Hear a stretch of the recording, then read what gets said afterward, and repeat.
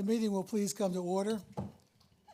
Would you please turn off your cell phones or silence them?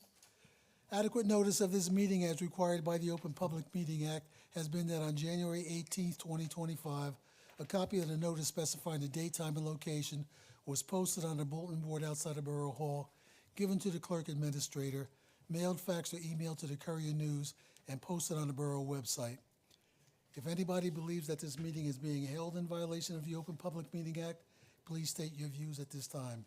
Hearing none, a reminder that these proceedings are judicial in nature. Only those items that the board is going to discuss that are on the agenda will be discussed. Proper judicial decorum must and will be maintained. Roll call, please. Chairman Adair, Here. Ed Allett, Here. Roberta Karpenitz, Here. Morgan McLaughlin, Here. Rich O'Neill, Here. Brian Vadimski, Here. John Flores, Here. Eric Alvarez. Here. Stuart Daniels is excused. Okay. We have a quorum. Next item, pledge. Pledge allegiance to the flag of the United States of America and to the republic for which it stands, one nation, under God, indivisible, with liberty and justice for all. Okay. Next item, okay, Brian. Okay. We have the minutes from April 16th. Someone like to move them? Second. Move in second. Any discussion? Roll call, please.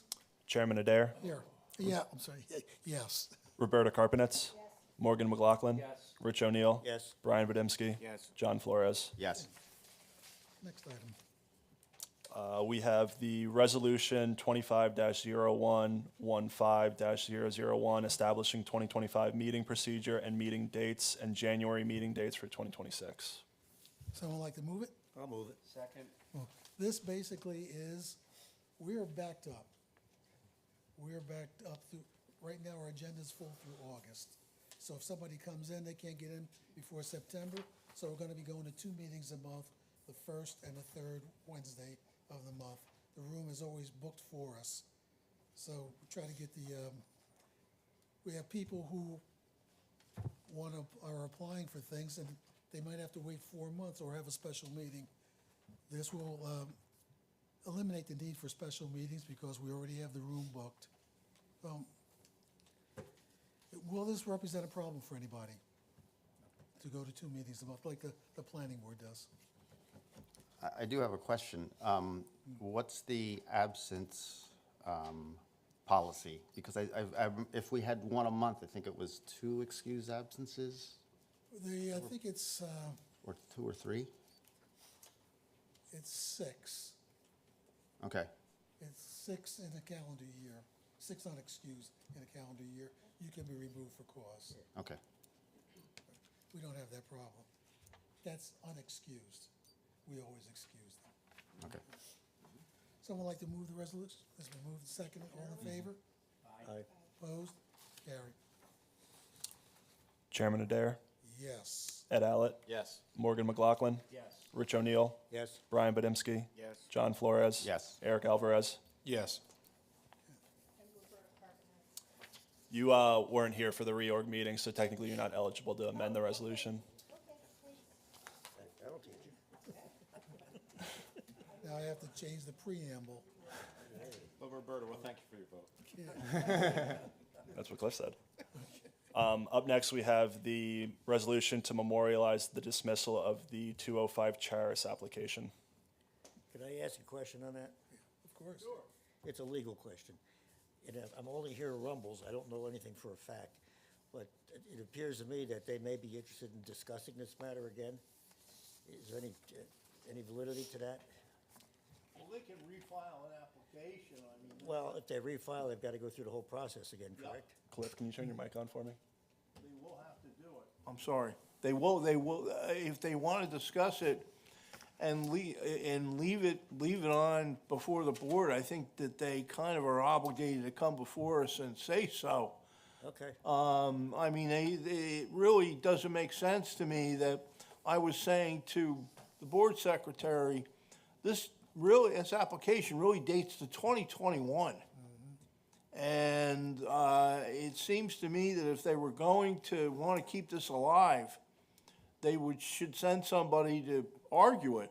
Because this board is not draconian. I mean, we certainly could keep it alive and, make sure that we protected ourselves in the same way. So we've had no contact from them then? No. Okay. I have had That was really none my question. whatsoever. Rich, this is the Grants Building, right? And Yeah. it's on for, my understanding, a concept in front of the planning board. All new application, all new Microphone. people? Right, Okay, that's Yeah. my understanding. that's all I'm trying to, Yeah. yeah. Your mic's off. Oh, it's on. Oh, it is. Roll call? Chairman Adair, Yes. Ed Allett, Yes. Roberta Carpenetz, Yes. Morgan McLaughlin, Yes. Rich O'Neill, Yes. Brian Badimski, Yes. John Flores, Yes. Eric Alvarez. Abstain.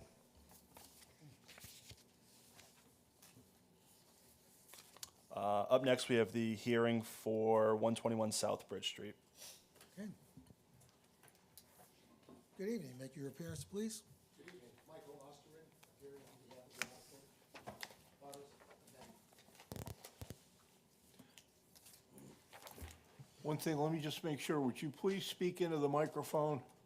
Yeah, if you could just press the. Because the it's, button. I want everybody to be able to Okay. hear it. Thank you. Excellent. Good evening, Mr. Osterman. Good evening. Tell us what you want to do. Okay, Mr. Amati is the owner of certain property located at 121 South Bridge Street, identified as Block 60, Lot 4 on the official tax maps of the borough. Located on the property is a 2.5-story frame dwelling that was used as a two-family home.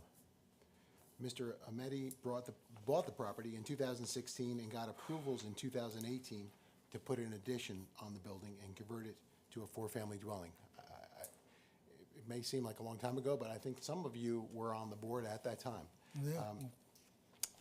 I thought it was Mr. Hidalgo who had that. Yep. Okay, excuse me. The existing building was previously used as two-bedroom apartments. So it had 4 bedrooms total. The applicant obtained approval to convert it with an addition to 4 one-bedroom apartments. The applicant then secured financing and applied for building permits, but he was told that he hadn't satisfied certain conditions of the zoning board's approvals. The applicant attempted to do that, but then COVID hit. And ultimately, the approval expired before the applicant satisfied all the conditions of approval. He had 2 years from the date of the resolution to get a building permit, and he wasn't able to get the building permit because there were a couple of conditions that hadn't been satisfied. And as a result, the approval expired, and the applicant wants to move forward with this project, and so he's reapplied to this board for the approvals that were obtained in 2018. The proposed project and the plans are exactly the same as was proposed previously and was approved in 2018. As the applicant will testify this evening, the building and the property have been vacant since before he bought the property in 2016. He's prepared to invest substantial resources to clean up and restore this property and make it an attractive part of this neighborhood, and while at the same time adding 4 modern one-bedroom apartments to the borough's housing stock.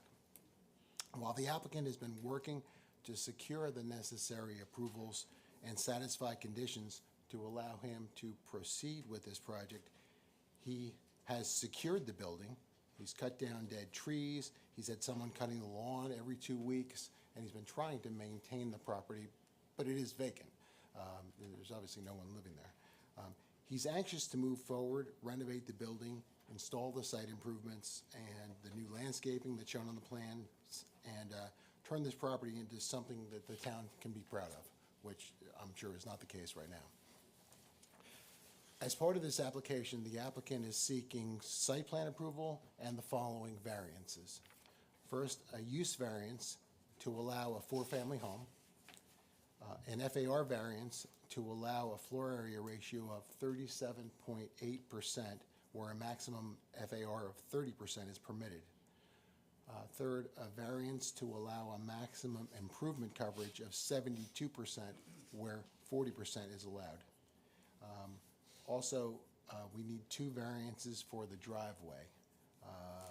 One, to allow the driveway to be within 3 feet of the northerly property line where it is now, when a 10-foot setback is required.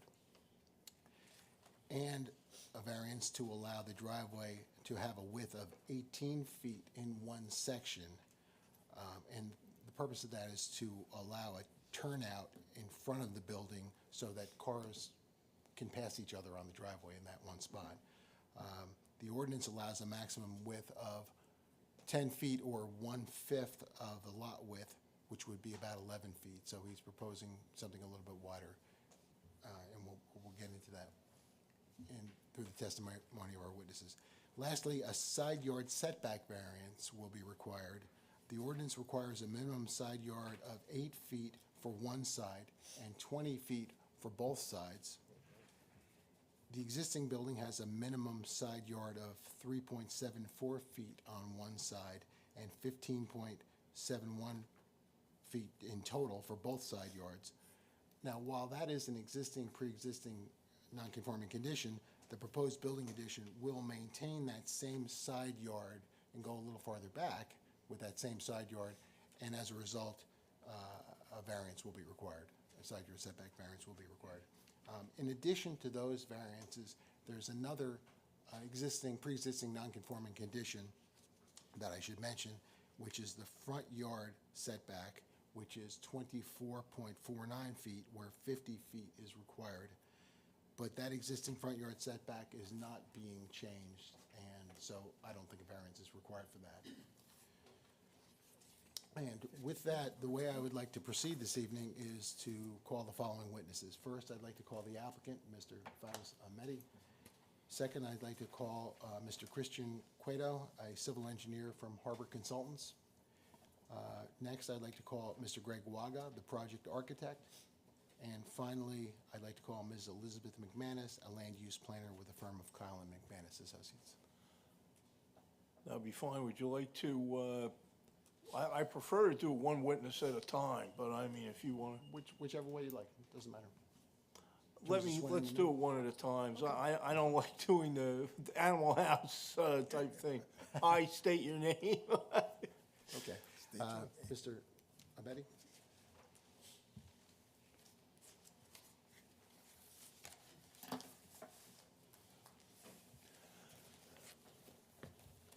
Good evening, sir. Would you raise your right hand? Do you solemnly swear that the testimony you're about to give in this matter will be the truth, so help you God? Please state your name and spell your last name for the record. My name is Fatos Ameti. Fatos. Last name is Ahmeti. Thank you very much. Welcome. Yeah, just turn that mic on, just push the button, you did, okay, good. Good evening, Mr. Ahmedi. Good evening. Are you the owner of the subject property located at 121 South Bridge Street? Yes, I am. And when did you purchase that property? We purchased the property 2016. And was the property occupied or vacant when you purchased it? No, it was vacant. It was vacant. Correct. Was it habitable when you purchased it? In other words, No. could you have put a tenant in it? What kind of condition was it in when you purchased it? It was just gut job inside. It had been gutted on the inside? Yeah. Okay, Didn't have any appliance, didn't have any fixtures, bathroom fixtures, didn't have kitchens or anything. okay, It was, we purchased as is. okay. And We got it from the bank. You bought it from a bank? Correct. Okay, thank you. What was your plan for this property when you purchased it? Back then with my partner, we wanted to invest. We were looking for multifamily. This property came in the list and we even went in town. They told us, because we wanted to make sure there was no any problem with the property, they told us there was no problem or anything like that. We got excited, we signed the contract, we bought the property, thinking that we have 4 family there. Okay, Because we already had plans, we made plans with the different architect to make 1 family. And when we went for permits, we were told the house was taxed for 2 family. So we wanted to still, back then, we were still thinking we can apply for four-family, which it took a little longer than we anticipated. But you did file an application for a variance? We did file application, yes, we did, and again, it just, we were working on it, and it was kind of complicated. But That was with this application- board? That application? I'm sorry? With this board?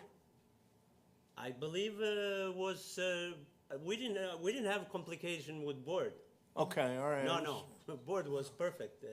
Not, it was complication with the property. Okay, I'm just, Yeah. just make Because sure the record's obviously we clear. have to go through approvals and that kind of stuff, so. Very good. Didn't mean to interrupt your testimony. Go ahead. So you got the approval, and then, did you apply at that point for a building permit? We went to file for building permit, but obviously, there were some list of compliance on top of the approvals. So there were Which- there were conditions of approval. that had to be Conditions of satisfied. approvals, yes. All right. Which, right after that, COVID hit, my then lawyer retired. My engineer wasn't doing his job, I guess. They were going back and forth. Basically, it was in my payroll. I have a list here, all the money that I put. Right, I don't think we need to get into No, that I'm like not, that. it's just, But- so, So you were working to satisfy conditions of approval, but the approval expired before you were, well, I didn't, to be honest, I didn't know because, like I said, I didn't have a lawyer back then. I didn't get anything in mail. I didn't even know that it's gonna expire and it will be such a big problem. Otherwise, I will continue to do things. Then I had to hire completely different team, you, Mr. Vaga, and moved on with the project. Since then, I've been trying my best. okay? So you have now reapplied for the approval that expired? Is that Correct. correct? Okay, and what have you done other than apply for this approval? What other things have you been doing to move forward with this project? Have you, is your financing still in place for this project? Financing is still in place. I still have because everything was put on hold. I was ready back then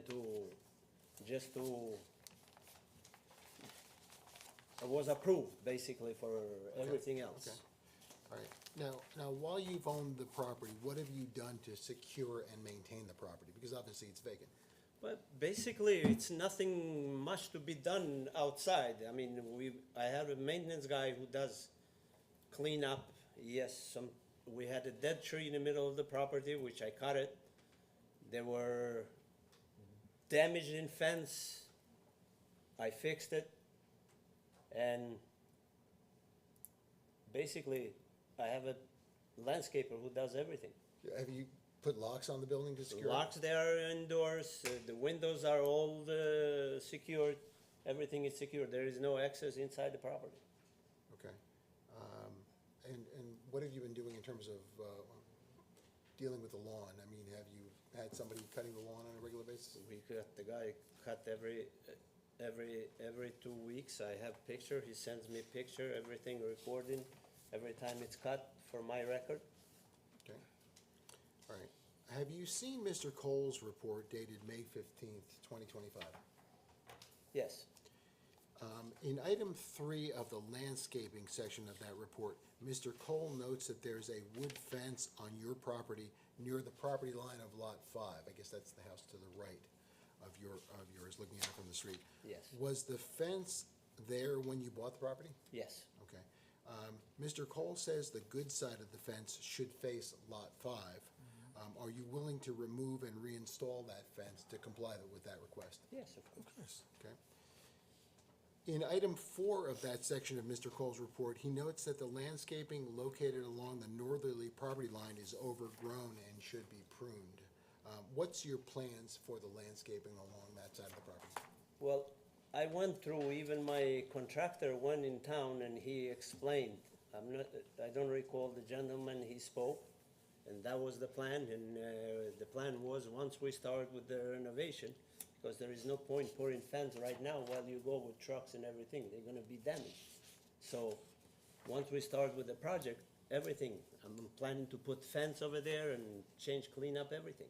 All right, so you're gonna take down the landscaping that's Correct. along the driveway there and Correct. replace it with a fence? Correct. But some of the trees, some of the shrubs, they are there, they belong to the other property. I have already even took a picture, I have a picture of it. Okay, so you'll prune back what's hanging over the driveway? Everything is gonna be fixed. And you'll put in a fence, okay.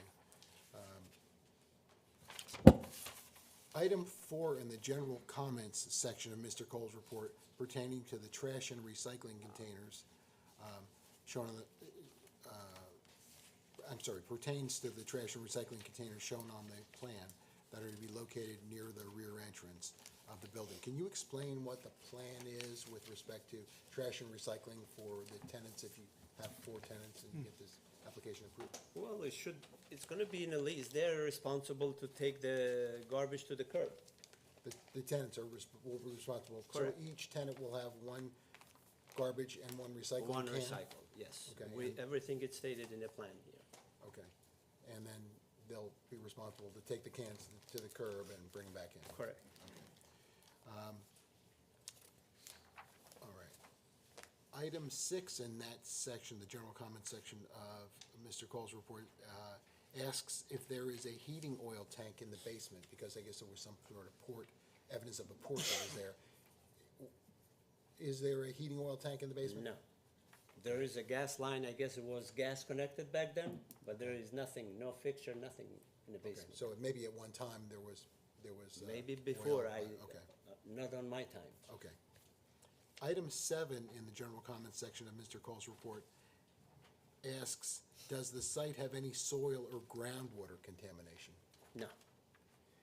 And did We you- had that before it was done, it was tested. And also, I believe, I'm sure town has a record of it. I have to look into my files because I know I paid for it.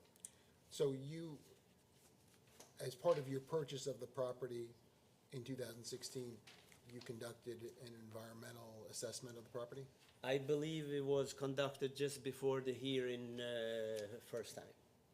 Okay, just before the 2018? Yes. Okay. Correct. And the results of that were no contamination? Negative. Okay. No further questions for this witness? Anybody from the board have any questions? So do you have a copy of that report? I'm not sure, I have to look into it, but I believe it was done. So I have maybe a little bit of interpretation about landscaping, maintenance, et cetera. I walked the property yesterday, and I'm looking at 2 pictures where there's many piles of debris, mostly landscaping, that hasn't been removed, that is there in the backyard. And it's unsightly. That's number one. Number 2 is, when you got the approval, what were the conditions that you could not satisfy? And it sounds like not with this board, but with the building department. What were they? I believe there was, the biggest issue was storm water, which it was done by, what's the name of the company? Harbor Consultants. And he will give you more details about that. What else? Basically, those are the main thing. Then there was a lighting, which Mr. Vaga will also explain. Well, that's part of the current report, Cole report, but I think Mr. McLaughlin's asking about what conditions from the prior approval weren't satisfied. Were they the same as? what's Same, being I re- guess, okay, yes. Okay. It was what, I'm sorry? They are same, And 2 trees. the trees. The 2 trees had to come down. So, Yes. so you get the approval, The two trees that are in the middle of the property right now, but you cannot remove them until we start with the project because you have to cut the trees. That's where the parking is gonna be. right? So, The if tree- I'm, you received the approval, I think it was in 2018, Yeah. and because of 2 trees And the stormwater, you couldn't proceed with the project? No, it's not that. Like I said in the previous, it was, COVID hit, my lawyer got retired, and then engineer wasn't responding, so the whole thing expired. That's why I had to put the new team in place, hire the new team, and then move forward. And I got approval for stormy water, but I guess then it was too late. I have a report from Harbor Consultant. Mike, was there anything else that was going on? Because now we're talking about 7 years after you got the approval. It's been vacant for 15 years. It's been unsightly for the neighborhood, certainly for the town. Yeah, what happened is the original engineer was on the project for about 6 months. Then they were replaced, I think, with Harbor, and went back and forth on the stormwater management system, which isn't shown depicted on the plans that you have, but there's an infiltration, and I do believe most of that was worked out, but there were just big gaps in time between the approval with submissions. Like the sanitary sewer lateral, that was supposed to be videotaped and replaced if it's in bad. That was just, some of that stuff was never taken care of. When did the approval expire? Well, it would be 5 years, so it was 2023. There were some provisions with the COVID and DEP. If you registered the project, you could have got extensions, but that wasn't done on this project. Wasn't the water problem the driveway? It was, the stormwater, right now, the existing condition is it runs westbound from the backyard down into the street, into South Bridge Street. Now, this is the current conditions. They are proposing the surface parking lot, that there was a lot of discussion about curb, no curb. It was left no curb, but there was catch basins to put in, and an infiltration, and a detention pipe, and that pipe overflows, goes to what's shown on the plans right now is the French drain at the edge. The idea was to catch the water so there's not icing going across the street. And the other option of doing this was to look at the capacity in South Bridge of the borough's stormwater system. But that's the way the previous engineer was going. But that was discarded in the current plan, or the plan from the last application, was to store it, infiltrate it, and the overflow, I think it was a 10-year storm, goes to the French drain that goes to a curve face discharge. You have a trench drain across right near the sidewalk, then you have a pipe going to a curb face discharge. And I do believe the pre and post runoff were relatively being matched. But you don't have that in your plans. There were a couple of stormwater reports done, I'm gonna say 2021, that was to address that. It's not on your plans. The plans you have, and I picked up on the report, doesn't show the catch basins. Right. Doesn't show any piping. You just show sheet flow coming down the driveway to the trench drain. But the stormwater report that was submitted with this application talks about the infiltration and the mounding analysis done and the piping network that's not on the plan. Mr. Chairman, I had a question as well. For Mr. Osterman, was there ever an application made to, there's an issue of expiration here, but did anyone ever seek an extension? And if so, what was the result, or if not, why not? Okay. First of all, there was a condition in the prior approvals that building permit had to be obtained within 2 years. That was 2020. Okay. And it wasn't. I was retained in March of 2023, and I think by then the approval was just about expired or had expired. And by the time I got up to speed on it and spoke to the town about it, they said it's expired. I know over the years, after the initial one, I spoke with Frank Luoso several times. Like, what's the status of the application? And he did confirm that he was having a problem with his consultants or his staff. And just a couple things. I had talked about the tree.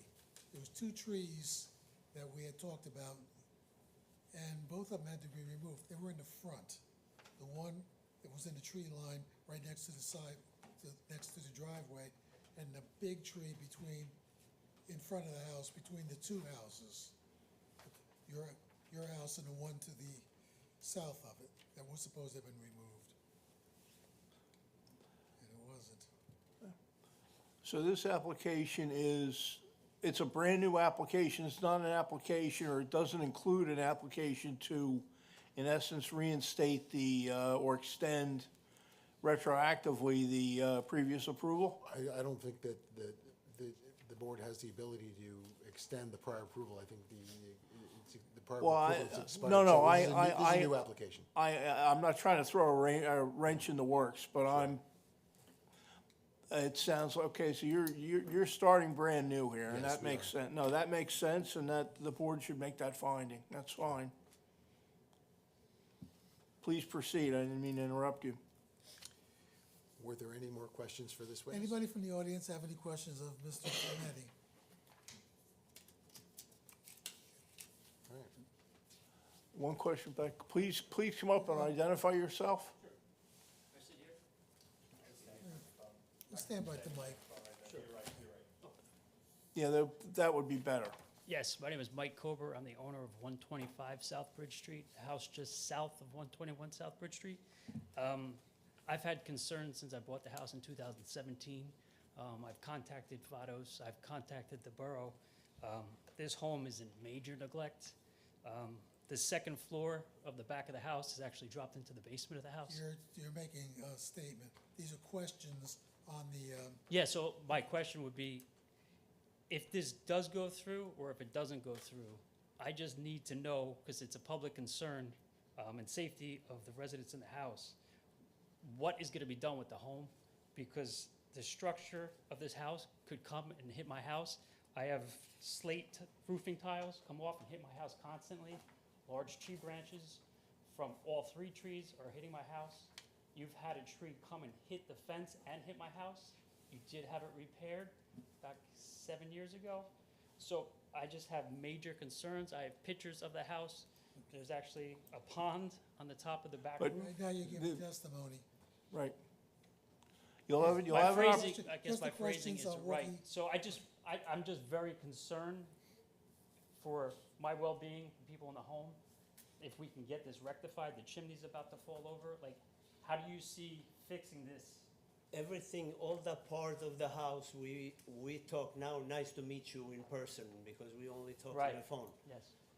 I explained to you all that chimney, all that portion of the roof, everything is gonna come out. Everything is in a new plan. Yeah, no, that's good. Even though now, from the last time my contractor went in town to get a permit, I guess they didn't issue a permit to remove it. But according to even my contractor, we thought we can move faster.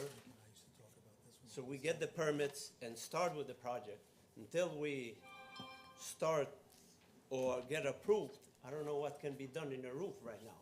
If the board wants me to remove the chimney, I have no problem with it. I think it's more than the chimney, it's more than the roof. The whole walls could collapse and hit my home. No, that's, I do have pictures to show if anybody, can I do that? I know I'm directing questions to him. Can I show the board the pictures? We'll mark them into evidence.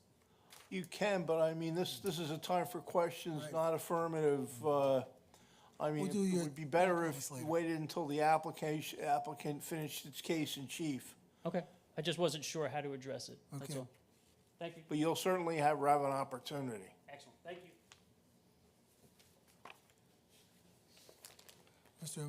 Is that it, Mr. Ahmedi? Is that it? Thank you. I'd like to call as my next witness, Mr. Christian Cueto.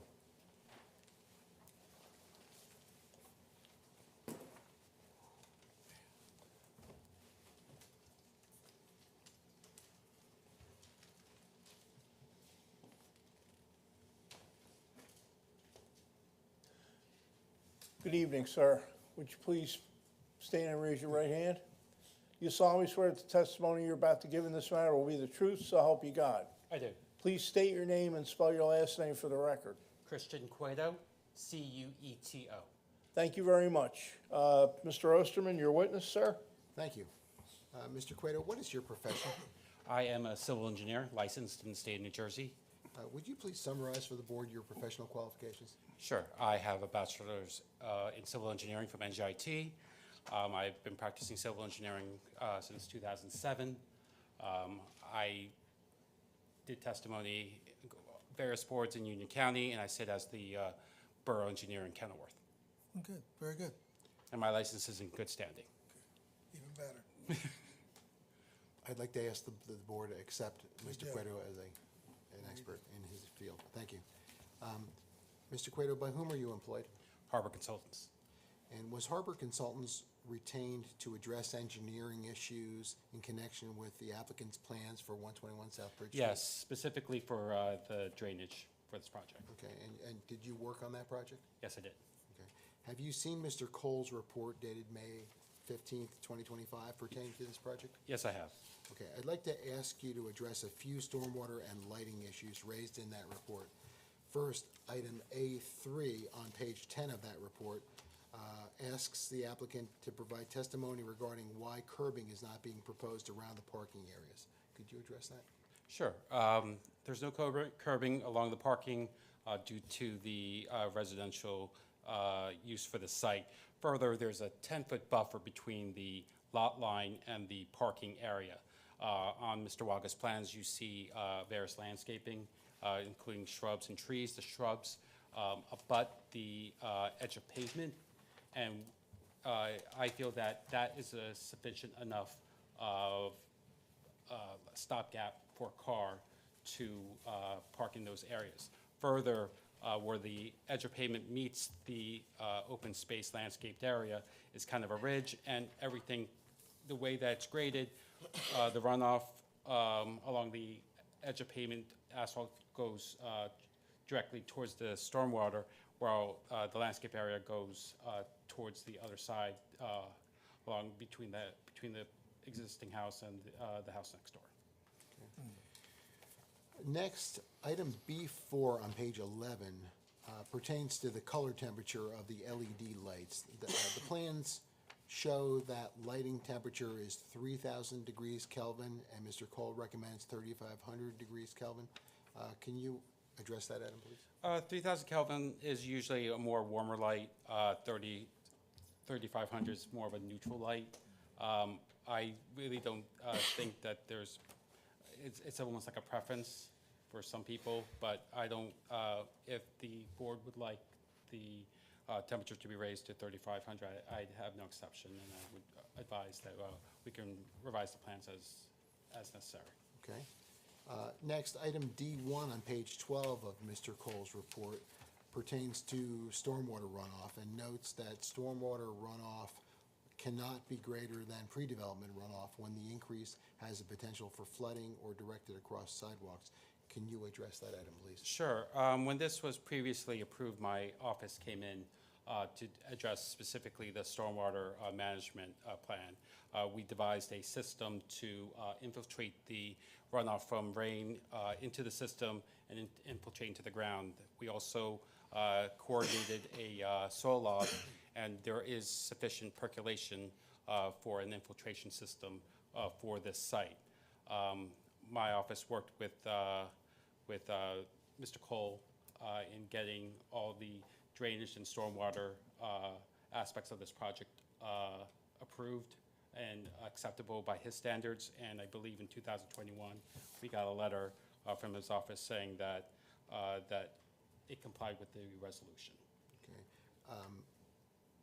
So what will the post-development runoff be compared to the pre-development runoff? The post-development will be increasing because of the addition of the impervious, which is why we are proposing a infiltration system so that the excess runoff from the system will drain to the infiltration system and percolate into the ground. Okay, so with that system in place, will the post-development runoff be equal to or less than? It'll be less than Okay. in the post development.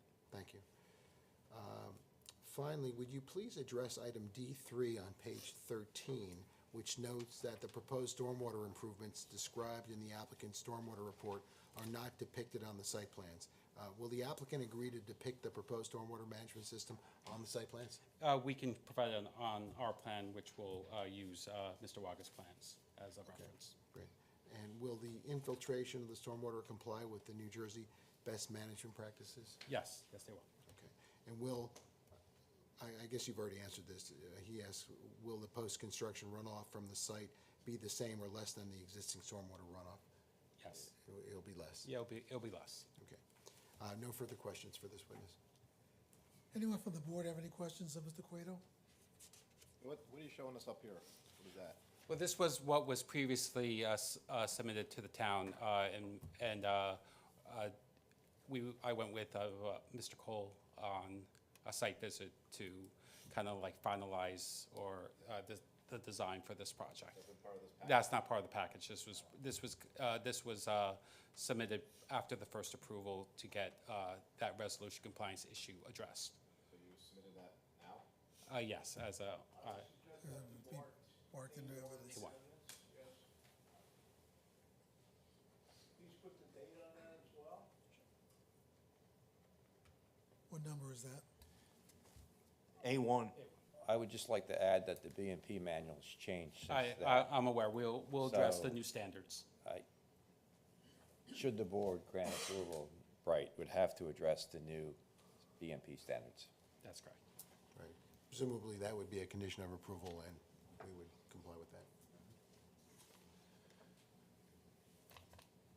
I have no further questions for this witness. Anybody else have any question of Mr. Cueto?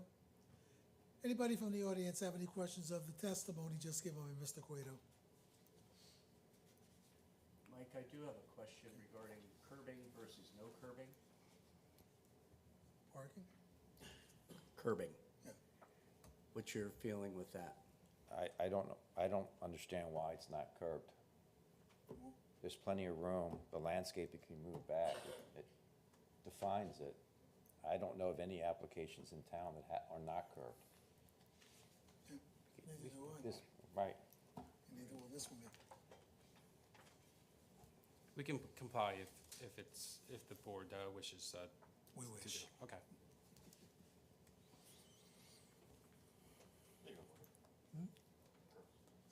Curbs. Okay, thank you, Mr. Cueto. Thank you. Other question? No other questions? Okay. Yeah, I asked, any more questions? None from the audience? Okay. Thank you, Mr. Quinn. I'd like to next call Mr. Greg Waga.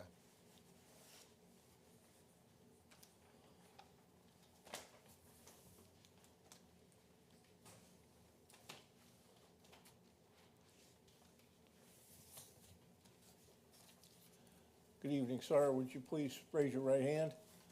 Do you solemnly swear that the testimony you're about to give in this matter will be the truth, so help you God? I do. Please state your name and spell your last name for the record, please. Gregory, middle initial J, Waga, W-A-G-A, 2109 St. George Avenue, Rahway, New Jersey, 07065. Thank you, Mr. Waga. Thank you, counsel. Mr. Osterman, your witness. Thank you. Good evening, Mr. Waga. Good evening. What is your profession? I'm a licensed architect in very good standing in the state of New Jersey and 7 other states. Okay. Would you please summarize for the board your professional qualifications? Sure. Licensed for over 30 years in this state and again in others. I've testified in numerous municipalities. I haven't had the privilege here. We do work in Somerville, but I've not had the privilege to appear in front of this board. Well, we're glad to have you. Thank you. Thank you. I would ask that Mr. Waga be Yes. accepted. Thank you. He's Thank you. accepted. Mr. Waga, did you design the building renovations that were presented to this board as part of the development application that was approved in 2018? We were a part of the post of the design. We were not involved initially as licensed architect Okay. or project architect. Okay, so you took over after the Yes, approvals? after Mr. Ometti reassembled a new team. Okay. Are the plans that are proposed for the building and site as part of this application the same as those that were approved in 2018? They're similar, different but similar. The footprint hasn't changed. The drawings that I have here presenting this evening are those that are in the package. I have no special exhibits to present. But the footprint is in fact the same, I believe. It hasn't changed since our initial redesign back in 2019. And what was the nature of your redesign? We made the building a little more efficient. And we proposed 4 units, which were initially proposed. The layouts didn't seem to make sense, the interior configuration. The footprint did increase slightly. We basically just squared off the rear right corner, adding on about 700 and I believe it's 65 square feet or 35 square feet total for 2 stories. And just providing for a better layout. Okay. Would you please review the plans with the board and that are presented to this board and explain what's being proposed at this time? Sure. So what I'm presenting to you now is sheet site 1 of your presentation, and it depicts the building, which is located again towards about 24 and change off of South Bridge Street. The footprint, the majority of the footprint is not going to change. We are adding the rear right corner, a foundation of about 365 square feet. Crawl space only, will not be basement. And then beyond that, we're providing for 9 parking stalls, one of which will be handicap accessible. The 2 lower units will be accessible from the front end. They'll have private entrances off the rear. The second floor units will be accessible from the front in a common fire-rated corridor. The first floor units have an area of approximately 750 square feet on the left and approximately 908 square feet on the right. The 2 second floor units are at 815 square feet and 865 square feet roughly. All 1 bedrooms, self-sufficient, washer dryer. The existing basement does not satisfy occupancy because of its de minimis ceiling height at 6 feet to underside of joists and 6'10" to the underside of structure. The facade of the structure, we're intending, when I said refurbish the existing, it's a great brick building. It needs some work. There was indication that there was a front porch on this structure at one time, way back when. You can see by the differentiation of the concrete where the brick was not installed along the front, that's something that you didn't pick up on. So that did probably project out 4 or 5 feet. And we're maintaining the height. We're not increasing the volume, not increasing the overall height. We will provide all our drawings in response to the neighbors' questions. All the structure will in fact be repaired to satisfy all current code requirements. So we'll have a very, very safe, and I appreciate your concern, a very, very safe structure moving forward, if this board so chooses to approve tonight. And again, we're looking to maintain the facade, clean it up. We believe we can do it. It's a good brick. It's a glazed brick. The only concern that I have is how we're going to treat the lower concrete or cement stucco base that's painted a darker gray right now. We'll probably either come in with some sort of stone base, and I can present. I'm actually on vacation this week, so I don't have a sample board for you. So I didn't have time when I got the letter from Mr. Cole last Thursday late. I didn't have a chance to put a board together, but I'll be more than happy to satisfy that obligation as part of this approval process. And we'll put together little color board samples. But right now, we're looking to maintain the brick. It's a good brick structure. Yes, the chimney's coming down. The roof in the back, we know, we know in the last 4 years, it's probably gotten worse than it was in 19. So all that will in fact be repaired, restored, and we hope to, again, make this property something that the neighbor at 125 is very proud of.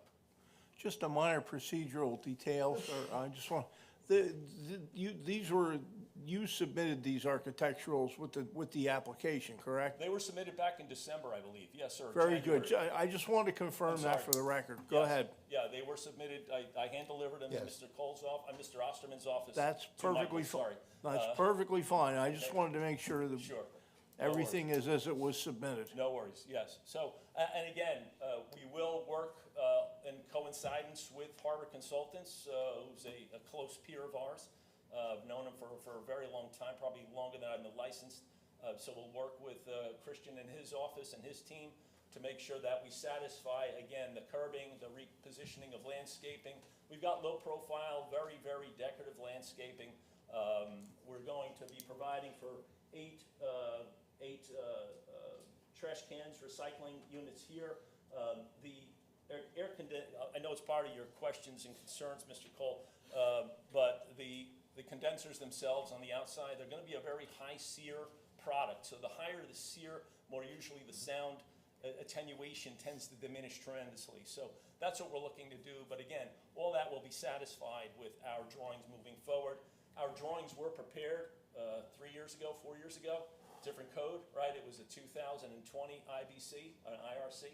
Now it's the 2023 IRC and IBC. So therefore, we've got to comply with I'm sorry, the 2021. It was the 2018 when these plans were submitted. Now it's the 2021. So code is subject to change in about a year or two. New Jersey will re-adopt the new version. But we hope to, get these in expeditiously upon subsequent approval this evening. Anybody have any questions of Mr. Walker? Actually, you know what, before the board asks questions, I had a few more questions for Mr. Waga. I'm gonna have him address some of the issues in Mr. Cole's report. So I take it that you've seen Mr. Yes, Mr. sir. Cole's report? Yes. I'd like you to address the following items in section Roman numeral 4 of that report. All right, first, parking and circulation. What page are you on? I'm on page 10. Parking and circulation, Yes. A1. All right, Yes, Mr. Cole, my interpretation was that we're not modifying the width of the entry here. Is it your concern that it's the expansion at the rear to over 10 feet? No, it's the mouth. You're doing a kick out. It's 18 feet. There's a bump out. Okay, so that's, what the intent was there, because the driveway does taper as it bypasses the building on the left. We were hoping for a courtesy bypass. If somebody's coming in, somebody's going out simultaneously, nobody has to risk the chance of backing down a 10-foot corridor, more or less, that pre-exists at this bottleneck here. So it was just a courtesy. Not important to us. Again, we were just looking out for the tenants. Yeah, I just don't think it's. Okay, no worries. I- It's easy enough to remove. Right. No worries. okay. I think the next item that I wanted to ask you about was A3 on the same page. Yes, That pertains to the curbing. I think we've resolved that now. yes, yes, sir. Okay, so, that's fine. And then with respect to site lighting, on page 11, B4. Yes. I think we've addressed that now. Yes, through with Mr. Cueto's. Cueto, yes. Yep, so we've agreed to the 3,500, Kelvin. yep. Okay. All right, B5 pertains to the security lighting. Yes. Security level of illumination should be depicted on the plans. Is that something? we Yeah, can do? we'll provide a luminaire configuration for luminosity. Okay. Yep. And then moving on to the next page, on page 12, item B7 pertains to the light pole needing to be raised.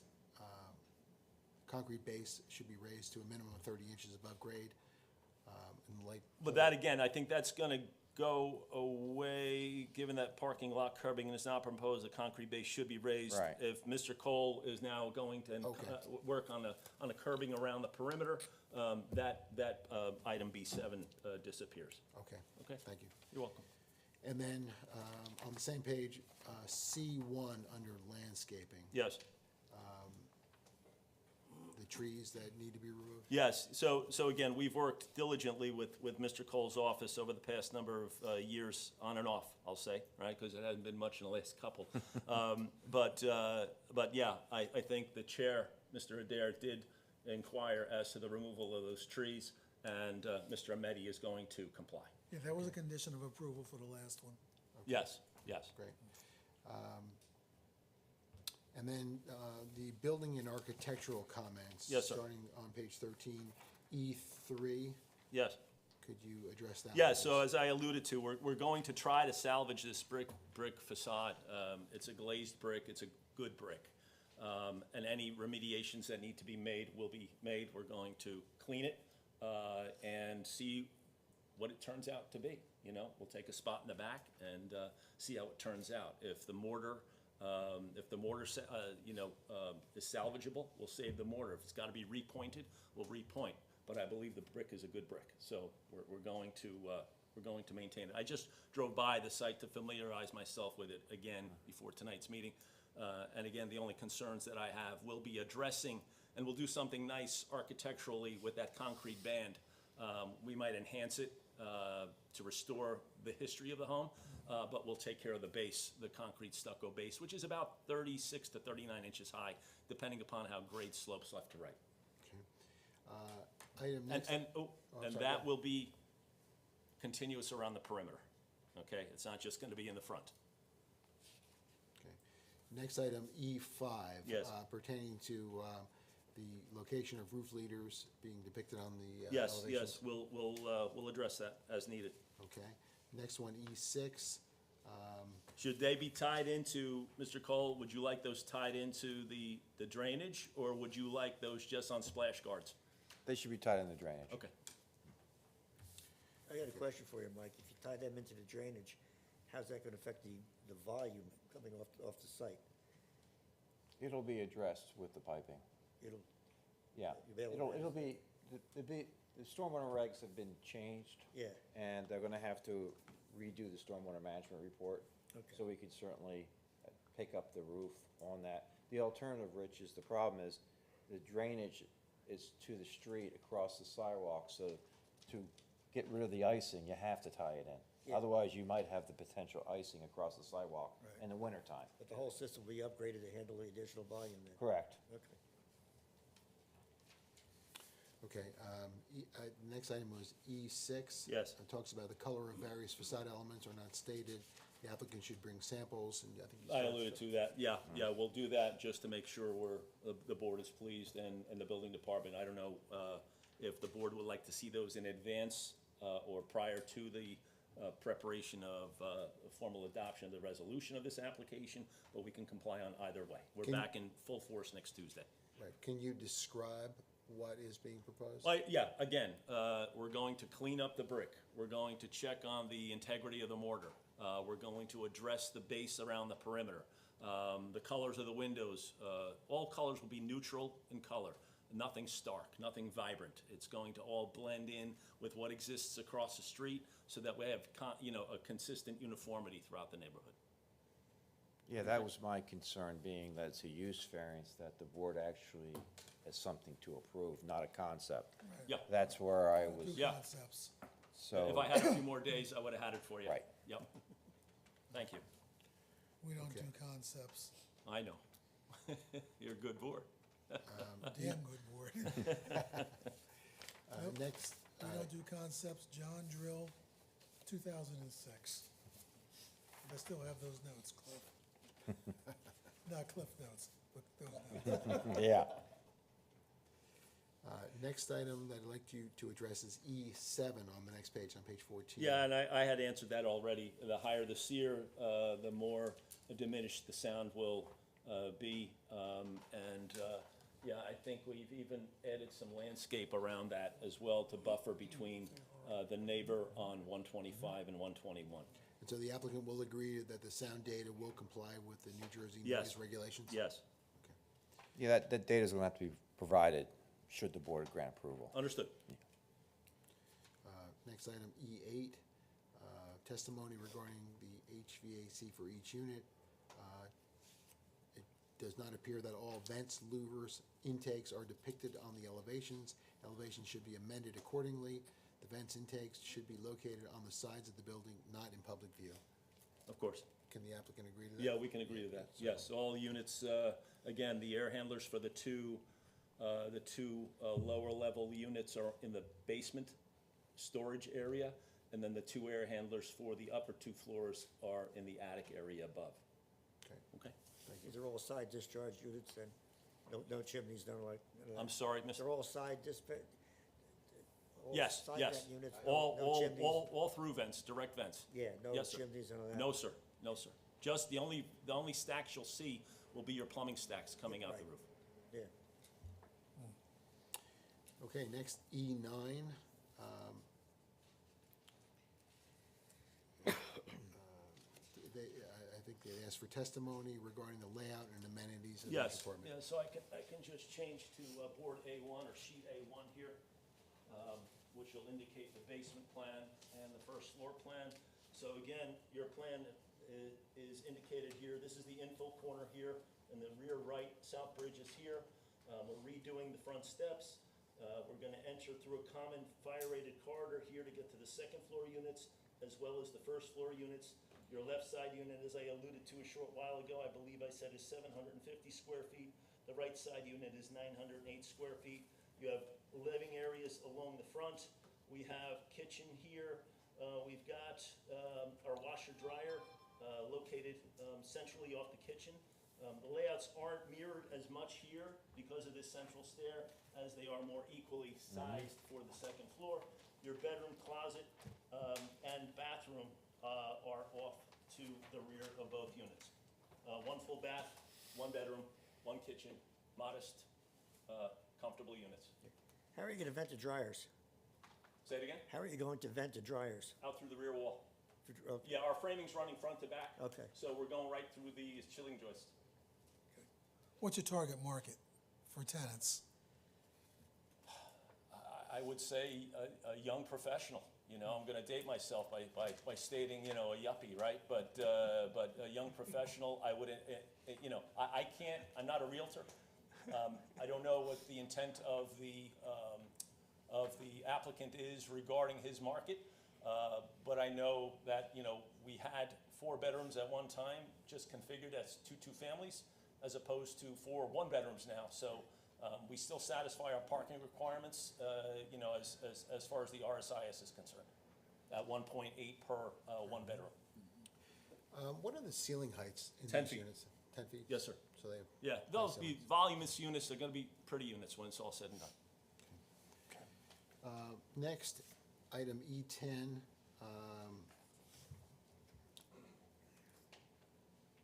Yeah, I think we talked about that already, you know, that we'll satisfy all required the structural integrity is going to be by far very much improved, stable, and that's one thing we pride ourselves on. Okay, and is the foundation We'll have to sufficient? get it, look, I looked at it from the outside again today. We'll have to get inside, and whatever needs to be done will be done, okay? There are structural epoxies that we can apply, additional support if needed, columnar support. We have brick pier columns downstairs right now. If we have to install beams, girders, additional lolly columns, we will do so.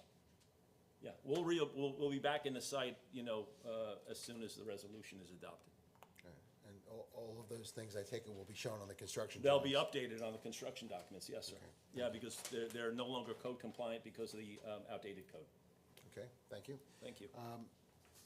Finally, item E11, which talks about the gas and electrical and water meters not being depicted on the drawings. So that's always a tough call, you know, that the utility companies rule, right? So we can show an area just for a black and white consideration, right, a graphic representation. But ultimately, it's going to be PSE&G, I think it's PSE&G here? Yes. Yes. And who's your water? New Jersey Water? Yeah. Yes. So they're the ones who are going to dictate. The water, I'm not concerned about. It's going to be the gas and the electric that we really don't any control over. It's going to be whatever makes best cost sense for the utility companies. And then from there, we're going to have to make the necessary adjustments. We don't have any room on the left side because it's the driveway side. So it's either going to be along the front somewhere, on either the front, right, or left, and it'll have to be screened. It might be on the right side. I don't know. Again, it's all about the proximity to property lines and so on. It's high-pressure gas, too, you know that. Yeah. I know, yeah.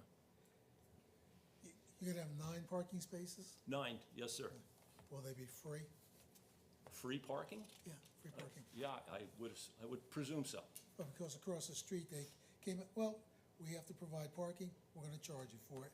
And that's why all the overflow was No.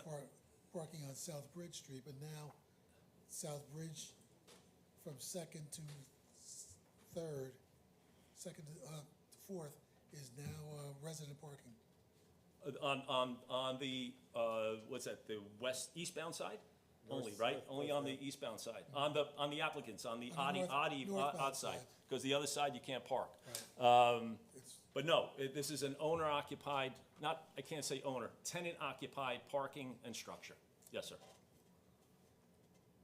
what are you gonna do if you get in there and you find that the building is not structurally sound? I think that's everybody's concern. Well, we'll have to evaluate it accordingly. We can do that very easily. When we visited the site, back in 19, we felt the foundation was in good shape for the age of the building. It wasn't in great shape, but the remediations that we had specified did in fact remedy the issues at hand. Chair, I don't know how to answer that question. Honestly, we're just gonna address it in the very best way we can, as I alluded to earlier a few minutes ago. We'll reinforce, we'll shore up, whatever we need to do. The applicant he's a very dedicated man. I've known Fatos now for 7 years, and he's a very dedicated man and really wants this project to go through, and we're here to help him. So whatever it takes, he's going to have to do. And if we have to get the building department involved, the construction subcode, to get their opinion, I don't mind doing that. We're a very, closely knitted team with every municipality we work with. Right. If there's an issue, we like to ask and then do, okay? We're not just gonna do something or design something that the construction subcode may not validate or be comfortable with, okay? When the porch was there, the second-story porch, great place to watch the Memorial Day Parade. I bet. I pictured it, Oh, been Yeah. there. yeah. Been there. Actually, it sounds like us. You look at us and say, great shape considering their age. We don't wanna talk. Remember Tony from The Shining? I don't wanna talk about it. Yeah. I have no further questions for Mr. Waga. Does anyone else from the board have any questions, Mr. Waga? Have a few. Okay? The addition, what's it gonna be made out of, brick? Yeah, we're gonna try to match the brick as best as we can. The only concession we may have to make if we can't find, it's white glazed brick, it shouldn't be that difficult, is going to be just re-siding either the side elevations and maintaining brick on one or two sides. We'll do the best we can. Or come up with a material, almost like a composite material, like a hardy plank or hardy board, that'll address that addition only. The windows, replacing all the windows, new All the windows are out, new windows, checking all the sills, all the jam extensions, all the headers. Yes, sir. I noticed you have a handicap spot. I don't see any ramps. What's the handicap spot for? It worked. It worked. There aren't any ramps. Technically, I don't know what the housing criteria is here in town. We provide them when and if we can. So you're not gonna make one, the first floor unit's gonna be adaptable, or? Well, actually, that wasn't a handicap stall. I'm sorry, because I'm going back to Mr. Cole's report. He was looking for a van accessible spot, not necessarily handicap spot. Okay. So that's what that indicates, is a van accessible spot. The basement, is that gonna be accessible by the first floor tenants, so they're gonna be able to store things down there? Yes. And same thing with the attic upstairs? Yes, They're sir. gonna have attic access? Yes, sir. Building gonna be sprinklered? Doesn't have to be, so no, sir. Doesn't have to be. By code, is a 2.5-story frame dwelling. My egress windows for my second floor and my primary stair. What code you building in? 2021 code, Which one? New Jersey edition of the IRC. It's IBC. IBC. Well, IBC. So in the IBC, it says all Rs will be sprinklered. All Rs? Even single-family residential. Well, they take that out, but you're not building single family in the IBC. Well, this was designed 18, and 18 didn't require it. And so I've never had to do it, I've never had complications. But again, as I alluded to in my opening, whatever compliant codes are in effect, we will make sure that the code drawings are code compliant. So 1 and 2 families, that's the IRC, that doesn't require sprinklers. Understood. The IBC does, so I think you're gonna end up putting sprinklers in, so. The state registered building. work on it. Said you get sprinklers? Don't you love it when they talk firemen? That basement, that turns out to be a windowless story anyway, correct? You don't have any access from the No, outside? sir. No, sir. It's only a 6-foot ceiling height. Yeah, so you're probably putting the fire alarm system in there anyway. Yeah. But you'll get there through code review, so, I think that's it. Thank you. The lines coming in from the street, the gas and the water, they're going to be brand new? Yes. Yeah. For that, I guess the 9th parking spot, the one furthest from the building, will someone parking there be able to back out and execute a turn? Yeah, it'll take a couple of moves, but yes. Yeah, the spots are 18 deep. The site back there is 55 deep. Less the 10-foot buffer, we have, 45, we have about 27 feet for a car to maneuver back there. Yes, sir. All right, thanks. We You're have EV charging station? If we need to comply, we will. We'll pick up a parking spot credit. It's under 5, he doesn't need them. We'll pick up a parking spot credit then. I think you probably will. Just had one other thing, concerned about the structure itself. Could we evaluate this building in the next week or two to make sure we're not tipping over into the neighbor's property? Just to kind of. Well, I was there today. I didn't get to the back. I was a little too nicely dressed and That's what I'm saying, maybe get Right. there. I can get there next week, And if yes. there's a major problem, maybe you get the building Yeah, we'll department get it involved and- secured, but, and so I guess that's part of the applicant's concern. He wanted to address the demolition of various elements here, but the building department would not let him go through with that demolition permit until he had formal board approval. So, there has been, because we did have a demolition plan prepared, but it was for naught because we couldn't get that done. So I don't know if there's any leniency that this board can grant to allow for Mr. Ometti to address these elements, to put his neighbor at 125's mind at a little more ease. Nothing the board can do for you, but you can take emergency action to shore up the building through the building department without our. Okay, all right, will do. So just to evaluate and make sure we're not, it's gonna take a month or two. Are you part of the building department? Not in this town, no. No, okay, okay.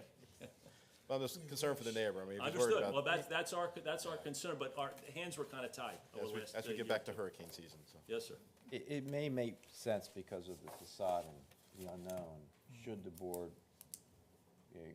look to grant approval, to grant a preliminary approval, not final, and have them come back with final, with all these issues addressed, the aesthetics, the venting, the addition in the back.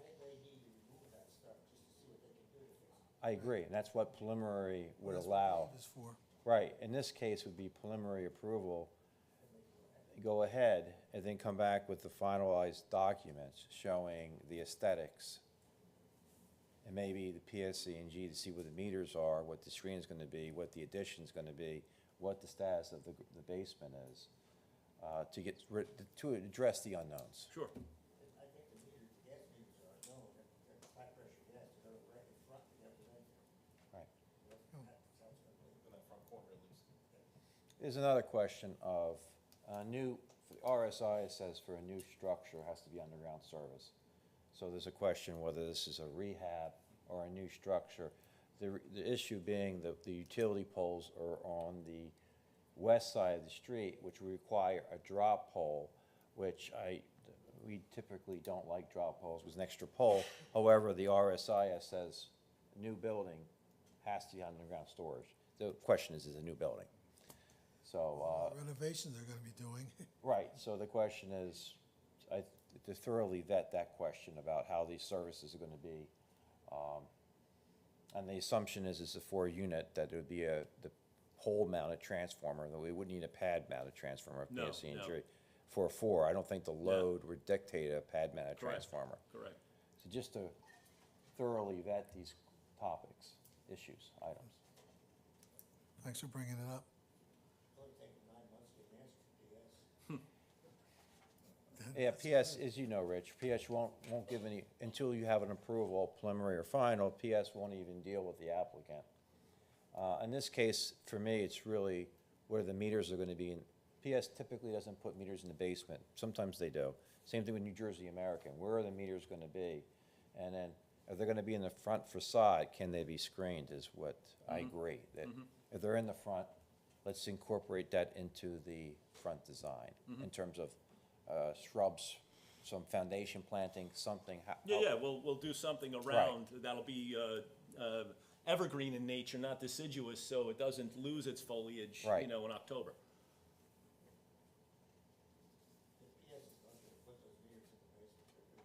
Outside. I would agree. I don't think we have nothing we can do about that. So in your opinion, when you looked at this, and I'm sure you've done the calculation, if the building were to be knocked down and reconstructed, Yes, sir. what would the percentage increase be above the rehab? Based on what you know, I know there's a lot of variables on the rehab. If it had to be taken down, it'd be almost all. You're saying down to foundation, is Yeah. that what you're alluding to? Yeah, knock it Yeah, down. Nothing, I don't think, because if we would then have to comply with the setbacks, or is a prevailing setback permitted in this zone, right? That's one thing, because front yard setback's 50, we're at 24.75. So we're almost doubling the setback. The building diminishes to half its depth. We go back, now we're losing parking, so. But let's say, Is that the you- question? I hope I'm interpreting. a correct. hypothetical, let's say you do get a variance, you make the requests, et cetera. What Yeah. would the percentage increase be for new construction over rehab? We're adding a total of, on the footprint, we're adding 365 square feet, so it's probably about 25%, 20% of the existing footprint? No, okay, maybe let me rephrase Sorry. this. So if you're gonna knock down the building. Yeah, And it was a yeah. vacant lot, to build it new. Yes. What's the percentage increase on replacement costs versus the rehab that you're gonna do now? I haven't done that. You haven't done that for them? Well, not new ones. Back in 19 we did it, but, everything, a 2x4 is no longer $1.82. It's, Right, but- it's Give it- $4. Throw out a percentage. You have to have something in your mind. I'll say it's probably between 40 and 50% more. Okay, Yeah, good. Thank you. you're welcome. The front yard setback's 25 feet, That's it's what not I'm 50. saying. I'm sitting here saying, so R2 Yeah, is but on it 25 was feet. in our, it was in our zoning. Isn't No, it? the front yard is 25. Hold on. The requirement? I'm is sorry. 25? You've required 25 and you're 24 and change. Oh, I'm sorry. I misinterpreted. Minimum have it front yard, memorized. look on page 9, it's 25, you're at 24.40. Yeah, I didn't, I thought I had it memorized properly. Something was 50. Your frontage is 50. Right.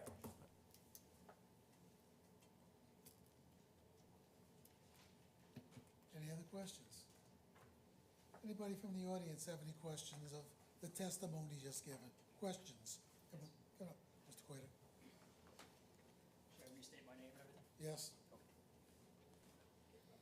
You're on TV. Mike Kober, 125 South Bridge Street. The architect, you spoke about the trees being taken down. Yes. I just want to be specific. Is it just the two in the back, the two oak, or are we talking about the black walnut in the front? As well. I believe the black walnut in the front and the two in the back have to be removed. I just want to make it stated that the black walnut will be coming out, right? Oh, yeah. Okay. That was part Yeah, of, that's Excellent. part of the approval yeah. last time. And I just want to clarify too, this whole structure is going to be towards my side of the house, south of his house, 120 to my house. It's all going to be 3.5 feet from my home? It's gonna be. From the property line? It's gonna follow the existing the existing foundation line. Yes, sir. Right, okay, Yes. okay. And what is the setback now? Now. Like if you did knock the home down and What's the then- requirement for What's the setback? requirement now? It's a minimum of 8 on one side and 20 for both. Okay, So we currently have 11, what's my site say? We currently have 11.97 and 3.77 right. at the rear. No, on my side. Your side is 3.77. 3 foot 9 inches. Right, okay. Right. So it's very close. Yes. Okay, Okay, appreciate it, thank you. thank you. I'd like to add that those setbacks we're talking about in the zone are for permitted uses, right? Yes, So this isn't a permitted use. correct. Right. Correct. Well, anything else? I have no further questions for this witness. Thank you. Thank you. Next, I'd like to call my final witness, Ms. Elizabeth McManus.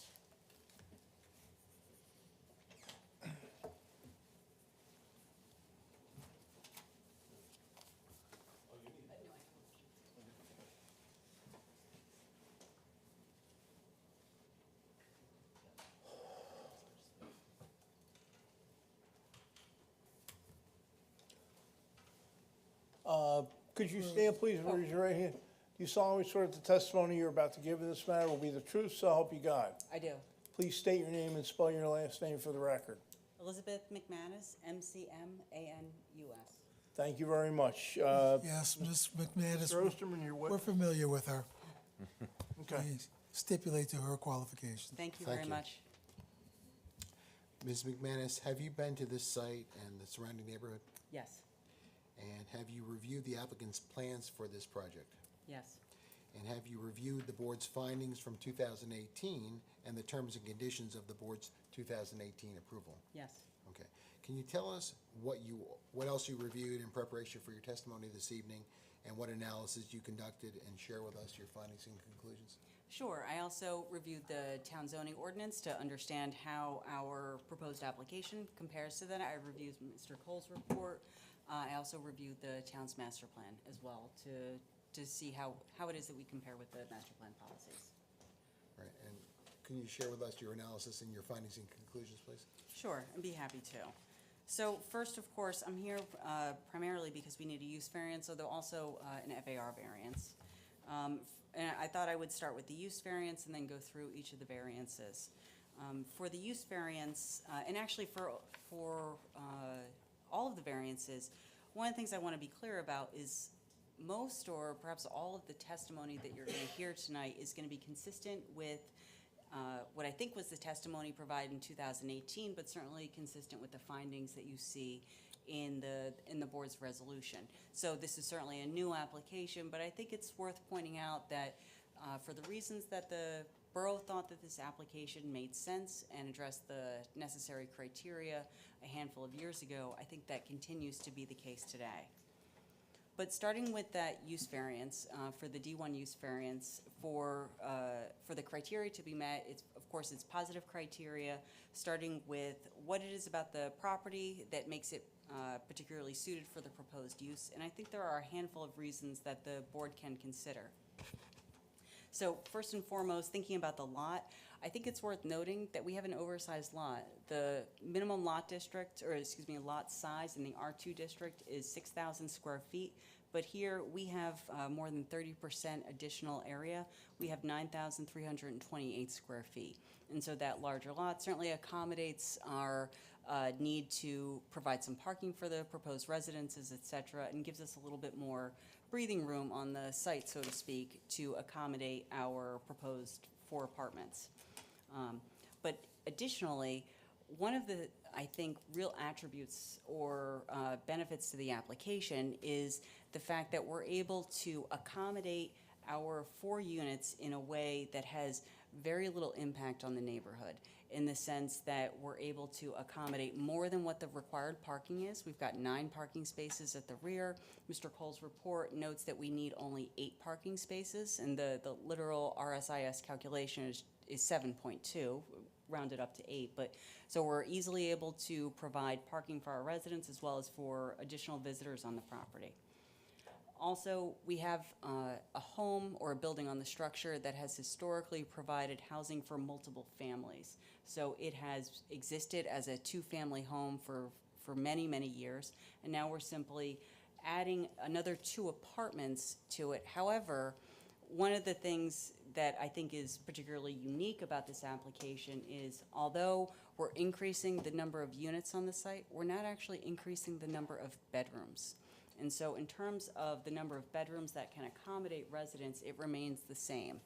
The existing structure provided 2 2-bedroom apartments, and now our proposal is 4 1-bedroom apartments.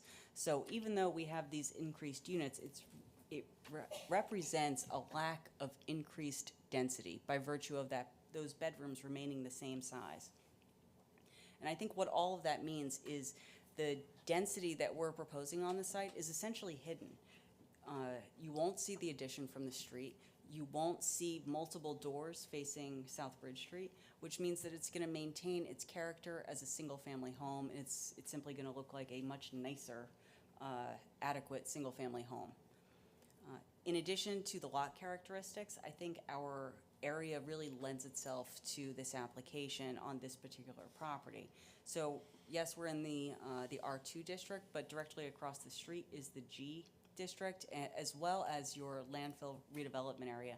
Both of those districts permit multifamily homes, and of course, you've got multifamily apartments located directly across the street. And so this is not dissimilar to that, although admittedly at a much smaller size.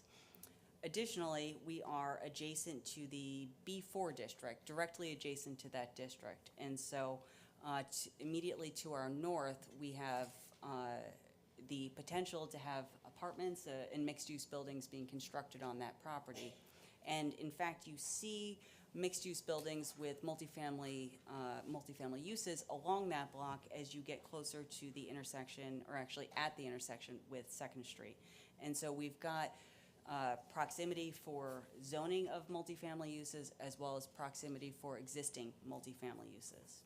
And then, of course, for location, I also want to highlight the fact that this is really the exact type of location where additional density makes sense.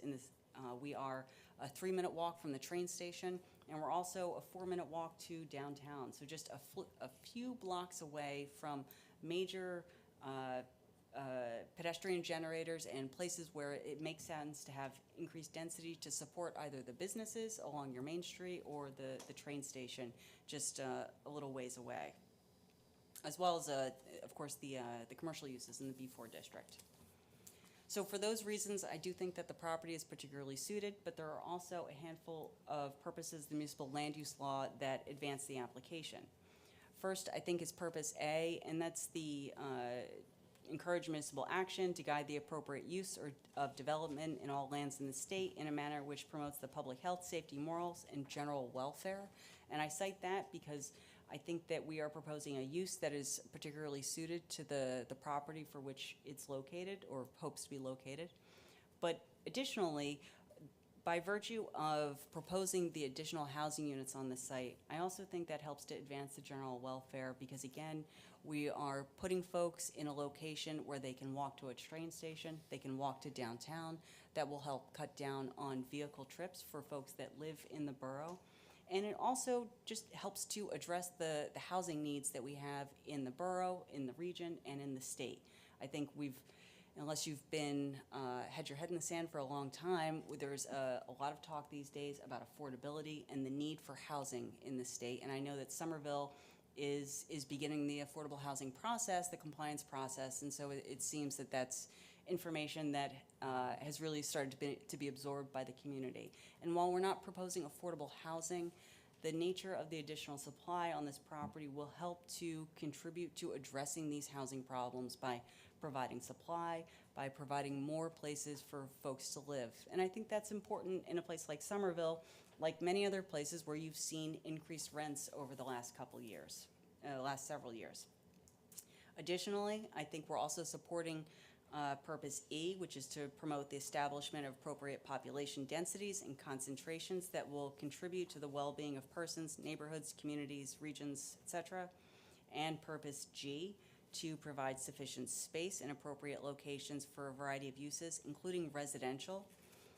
And so both of these purposes are advanced by virtue of proposing the multifamily housing in this particular location and on this lot. So again, on a lot that can accommodate it and a lot that is proximate to multifamily uses, making it an appropriate location and appropriate density, and of course being able to help address the housing concerns that we have locally all the way up to the state.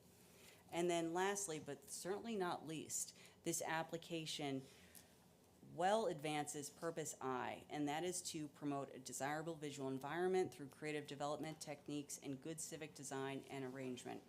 And just frankly, I think the goal for the borough, for some of the residents here, as well as for the applicant, is to make this property look nice, to eliminate the eyesore that it has become in Somerville. And the most efficient way to do that is through this application. We are ready to improve this property's appearance, to improve its safety as soon as possible, as soon as we're able to, given the need to adopt the resolution if we're lucky enough to receive an approval. But in addition to simply getting rid of the eyesore, the application as a whole is going to, yes, fix up the property, but also restore some of the architectural materials or architectural design on the building, bring new landscaping to the site, eliminate the trees that are posing a safety hazard and a concern for folks in the area. And we'll also be able to fix the fence so that it's, I guess, the good side out, so to speak. And we'll also provide new landscaping to help replace the trees that are removed and just to improve the appearance of the site. And so it's through this application that the site has the ability to really come back to life and actually be an asset to the neighborhood rather than a detraction. And so that's the positive criteria for the use variance. I do think that if the board were inclined, you could find that the other variances are wrapped up with the use variance, but I also thought I would give testimony on the D4 variance, the FAR variance, as well as the other C variances. So for the D4 variance, of course, that's our FAR variance. That's triggered by the proposed addition. The increase in the FAR becomes more conforming non-conforming, excuse me, by virtue of our addition, which is about 365 square feet of footprint, but about 730 square feet total because it's a two-story addition. And so it's the criteria for an FAR variance is whether or not the increase in building area can be accommodated on the property. And I think the answer to that is very clearly yes. We can easily provide the parking on the site. In fact, we've got excess parking as well. And we're able to accommodate the additional units without much intensity as measured by the bedrooms. Because again, even though we've got 2 more units, there's 0 increase in the number of bedrooms on the property. But in addition, and one of the purposes for FAR is, in addition to intensity, which I think is addressed by the lack of increased bedrooms, it's also to try to control the building's scale and massing. And one of the aspects of this application is the fact that our building addition is located entirely at the rear. And so I don't think that there will be any indication that the building size has increased as a result of this application as you stand along the street. It will simply look like a much nicer looking building, but the sides will not, the side yard setbacks will not be reduced as a result. And so moving on to the C variances, we have one C1 variance, and that is for the existing front yard setback. Now, I do think it's a de minimis relief as we're required 25 feet, and we're at 24.49. But I thought I would give the board some testimony. I think that's a C1 variance that with the extraordinary and exceptional situation uniquely affecting the specific piece of property, well, I think that is the existing front building wall, and that is the existing front yard setback. And so I think the board can easily find in favor of that. And I'm sorry, we do have a second C1 variance, and that is also the existing 3-foot setback for the driveway that is on the northern property line. That driveway too is existing, which I think qualifies as the exceptional situation uniquely affecting the specific piece of property. And while that driveway is existing, the building location is also existing, and that would preclude us from, for example, moving the driveway significantly towards the center of the property as the building exists in that location. So for our last few variances, it is the impervious cover variance as well as the side yard variance. For the side yard variance, we are exacerbating the existing undersized side yard setback. We are not getting closer to that southern property line. It's just simply extending further towards the rear. And I do want to be clear that while we're extending towards the rear, there's no variance for that. In fact, we have about a 95-foot rear yard setback compared to the 25 feet that is permitted.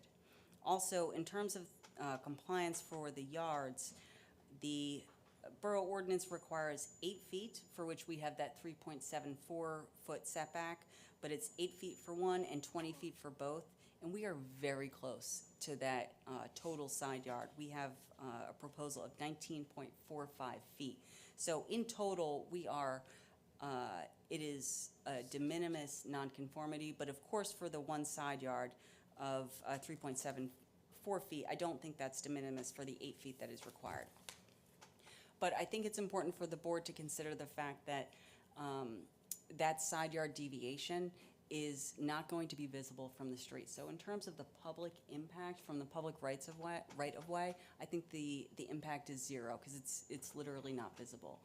And if you think about the purpose for side yard setbacks, part of it is visual from the street, and I've addressed that. But the other portion is to provide light, air, and open space, and to provide privacy to those residents or those homes that are located next door. And so in this case, while yes, we're going back approximately 20 feet to extend that undersized setback, I am pleased to say that we're going to be able to provide a fence, and directly adjacent to that building undersized setback, we're not proposing activity. And so while the building addition does extend to the rear along the neighbor's property line, it's not necessarily going to bring activity closer to the side yard setback, activity from the residents that will be living there. And so I think that helps to address the purpose of the side yard setback. As well, and for the impervious cover, while we do need relief from that, it is that which facilitates our ability to provide not only the required parking, but also a little bit of additional parking. And I want to note that as we have agreed to eliminate that 18-foot width of the driveway that was addressed that would have allowed 2 cars to pass, the result of us eliminating that is that the impervious cover variance will become a little bit less, and the proposed cover will come down. Now, I don't have an exact figure. We'll have to run those numbers, but the application or the proposal that we submitted will certainly be less as we finalize our plans, and we'll be able to share that with the board if we do have to come back for a final site plan or upon resolution compliance. And so for these 2 variances, I think that both of these are in direct service of the use variance. They're in direct service of providing the parking for the residents and for providing the space for the building. And so as a result, I think the board can consider the 3 of the purposes of the municipal land use law that I cited before, which is purpose E, that addresses promotion of appropriate population densities, purpose G, that is to provide sufficient space for residential uses, and of course purpose I, which is to promote a desirable visual environment through creative development techniques. And for the same reasons that I cited for the use variance, this is an appropriate location for multifamily uses, and this application is, just to put it simply, it's going to eliminate the eyesore that currently exists on the property.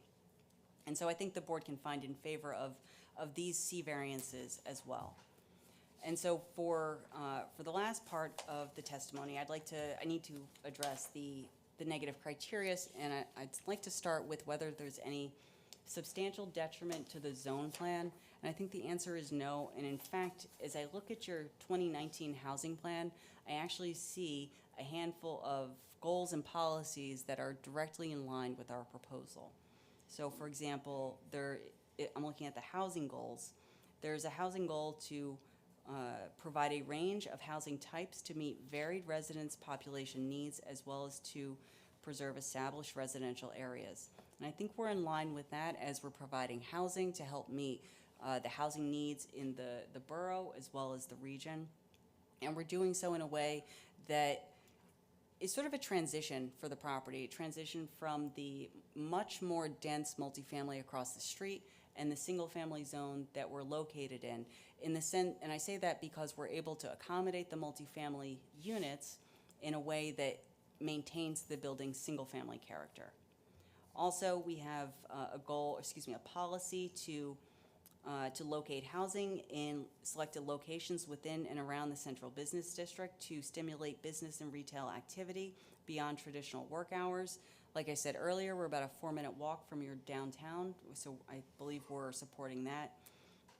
And we're also supporting a policy to increase opportunities for households to obtain satisfactory housing at a variety of prices. By virtue of increasing supply and providing new one-bedroom units, we're advancing that. And then, of course, the last policy that I wanted to cite is to encourage attractive site appearance, consistency, and good design. And I think we're absolutely doing that as we eliminate this eyesore. For the Medici test, and I'll finish up with any substantial detriment to the public good. For the Medici test, which is ask the board to reconcile the variances, I think the board can easily do that with this property because it is a very unique site.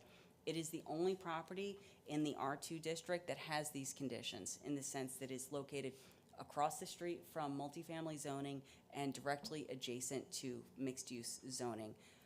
And so that unique location, I think, gives the ability to reconcile the variance. That, in addition to the fact that the other unique aspect of the site is the ability to add the units with no change to the building massing from the street. And so the last test is whether there's any substantial detriment to the public good, and I think the answer is absolutely not. In fact, I think that this application will bring a benefit to the area by eliminating that eyesore, being able to provide the additional units on the site with no additional intensity as measured by the number of bedrooms, provide more than the necessary parking, which of course means that there will be none or minimal at times impact to on-street parking. We're not taking any demand. All of the demand can be satisfied on the site. And of course, we're agreeing to make a number of changes to the site that are both reflected in our plans and we've agreed to today, such as, just simply improving the look of the building so that and ensuring that it's habitable, removing those trees that are of concern and a potential safety concern to the public and in particular to our neighbor, providing new plantings, fixing the fence, improving the lighting consistent with the comments as well, providing stormwater management on the site to make sure that there's no impact to the street and we're handling all of the runoff as required. And of course, we've agreed to the curbing that's requested, and we've also made some other changes such as adjusting that driveway width that I think is also going to benefit the appearance of the property. So given all of this, I think the board can find in favor, and in fact, a lot of what I've testified to and the reasons why I'm suggesting the board can find in favor are those very same reasons that the board did so in 2018. I'm happy to answer any questions. No further questions from me. Any questions from the board?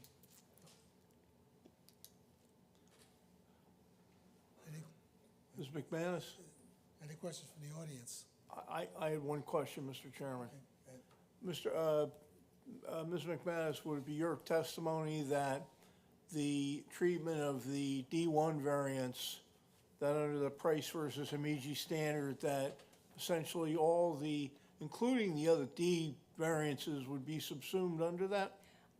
That is my opinion. I don't often have a lot of boards that take me up on it, so I wanted to provide the testimony, but I do think by virtue of that Price v. Humengi case, the board can find that they are subsumed. Right, I just wanted to, as I said, it'll be up to the board, but I wanted to make sure that everything is out there. Yep, thank you. No further questions for me or Mr. Chairman. Anybody from the board have any questions of Ms. McManus's testimony? I didn't think so. Anybody from the audience have any questions of the testimony just given? Okay, thank you. Thank you. Ms. McManus, you should have been here Monday when we unveiled our housing element plan. Mr. Cole gave me a little bit of information about it. I guess I'm a bit too much of a nerd, but I'm sorry I missed it. Thank you. Nice to see you, Ms. McManus. Mr. Osterman. Yes, in closing, let me say that we have an unfortunate situation here, a vacant building, which everyone wants to see renovated and restored to an attractive building and property that fits with this neighborhood and becomes part of the borough's housing stock. My client is a builder and an investor. He bought this vacant building in 2016, and he wants to fix it up and turn it into 4 nice one-bedroom apartments. He got approval to do that in 2018. He secured financing. He wanted to move forward, but before he could satisfy all the conditions of his development approvals, COVID hit, the approvals expired. He had an obligation to construct within 2 years, get a building permit within not construct, but get a building permit within 2 years. He wasn't able to do that, and the approvals expired. So he has reapplied for those approvals, and if those approvals are granted, he is going to move fast and satisfy any conditions of approval, get a building permit, and renovate this building. As you consider this application, I'd like to point out a few things that the board found in 2018 that I think are still valid today.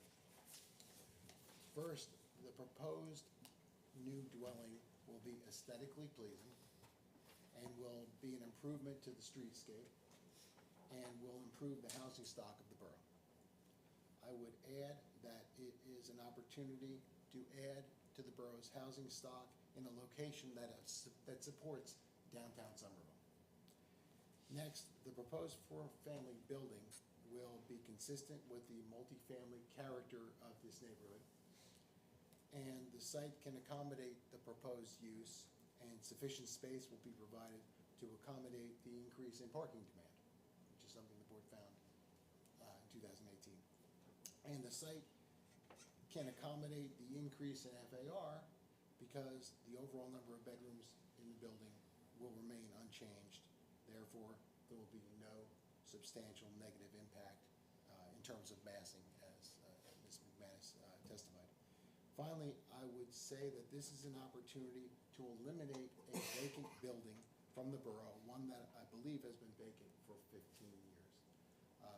And for all of those reasons, and the reasons that were given by our witnesses in support of this application, I would respectfully urge the board to approve this application and with whatever conditions you deem appropriate. Thank you. Okay. Are there any comments from the audience? I had one more comment, Mr. Chairman. Mr. Osterman, if the board were so inclined to grant the application, it would be my recommendation that compliance with Mr. Cole's report be a condition of approval.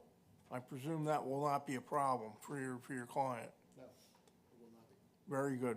Okay, I have no further questions about that. Sir?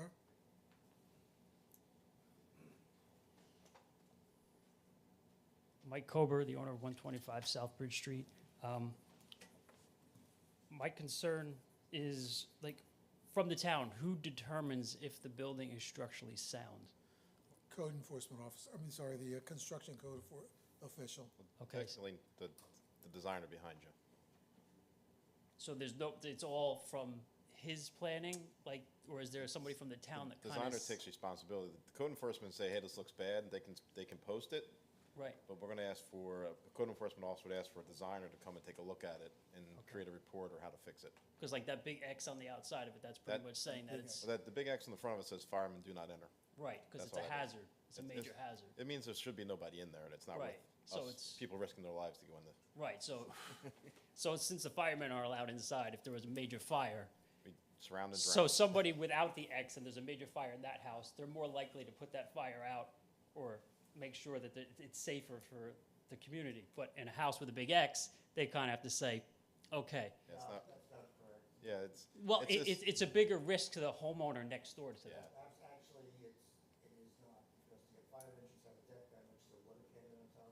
Okay, If you get a building that's got the X on it, they're getting the water cannon. Yeah, okay, so it's not a greater risk It's- without the, with? it's okay. not a risk, and it's more just, it's telling us nobody's inside, that's what it's basically saying. That's what it is? Yeah. That's what it is. Okay. A couple of shots with that will knock that building up its foundation. It'll last. Gotcha. Yeah, no, I'm very much looking forward to this becoming not a liability, an asset to the community. I'm just concerned that if it is approved or not approved, that the home will sit how it's been sitting for the past 15 years, and that something could happen. Some of the walls can collapse. I do have some pictures from the roof of my home looking at this home, so I'm not sure if you guys will have access to that. So if you like, could I submit these so the board could look at them? Because I know the back of the home, the second floor has dropped into the basement. Sure. So that's a structural issue of mine, but I am far from an architect, so just, They can be marked, you remember, the public may mark P1. You know, the set can be distributed to the board, marked P1. okay, And, And if I could see them as well. you know, you can Sure. provide it to the board secretary. Would you like to provide them to the counselor first, they can hand it to our Sure. secretary? Yep. Thank you. It's your you can say anything you like right now. Go ahead. no, I appreciate it, that's it, and, you know, to the homeowner at 121. How many photographs are there? There's four or How five. many? It looks like there's 5 pages. Okay, 5 pages, and you took those photographs? Correct, Very good. and they were okay. taken a week ago, Okay, yes. Yeah, That's- no, I am all for progress, and I do want to see they this can be home admitted. become what you say it is, but these are just my concerns that Thank you. if it is approved or not approved, it's gonna be this condition, and it's gonna deteriorate, and it's gonna affect my home and the tenants in my house. So, and I just wanna have that addressed, because I've been complaining about this home since 2017, and nothing has been done. Can we see the photographs? Yeah, please, provide those to the board secretary, please. Thank you. Yeah, I would go ahead and pass them along. You have a multifamily too, sir? Yes, I do. 125 is a multifamily. What do you, correct. 1, 2 family? I'm sorry? How many, two family or? how It's a many families? two-family, correct, because it's in an R2 zone, non-compliant. That was my understanding when I bought the home, that is if it burnt down more than 50%, I have to build it as a single-family home. No, Oh, you can come to visit us. Yeah, right, it's a pre-existing non-conforming use. Right. right. Half, 75% of this town is a pre-existing non. Yeah, no, I know, my attorney always tells me not to buy in Somerville, but I keep doing it. Your attorney's wrong. Former Mayor Kerwin will tell you, Somerville is the center of the universe, and he has empirical data to prove that. Yeah, no, when we started to look for investment properties, and somebody told me about Somerville, and I came here, because we used to have investment properties in Jersey City. I really saw the my potential in this town before, like, Soma wasn't even built yet when I bought the first home. And just watching this town explode, you guys have done a fabulous job. The place looks amazing. So, Yeah, we were talking Thank you. about that today, Mike. If you get the streets not so bumpy, it'd be great. yeah. No, compared to Hudson County, you're absolutely correct. I represent municipalities up there, and it's hard to keep it in control. Yeah, it was hard for me to keep my thumb on the properties in Jersey City, so we had to sell those. And then I live in Clinton right now, but we do plan on moving. I have 2 boys in high school, and they're almost done, so we do plan on buying in Somerville or moving into one of the properties we have in Somerville. So it's an amazing town. As the former owner of your house, she really maintained it beautifully over the years. 125? Yeah, Mrs. Howe, Miss Howe, Lola Howe. Okay. Because then I guess her son owned it then? Because No, that, she was single. Okay. She was the keyboardist at our church for many years. okay. Yeah, it's a great area. It is. It really is. So, I mean, and again, just my other concern is having a home being Thank you very 3 much. point Mr. Secretary? 3 feet, 4 feet, just about 4 feet away from my home. So it's a concern. So, The Ortiz still tenants of yours? The Ortiz family? no. So they own right around the corner. So that's all I have. Thank you. Thank you. Anyone else? I do have one question for the architect. Refresh my memory about the roof. Are you gonna keep it slate? Probably not. Probably not. Make the leaves slate? I'm sorry? Make the leaves slate? We can look into some sort of maybe composite. That sounds good. But we'll see, but probably not. If anything, it's going to be a higher quality asphalt shingle. Okay.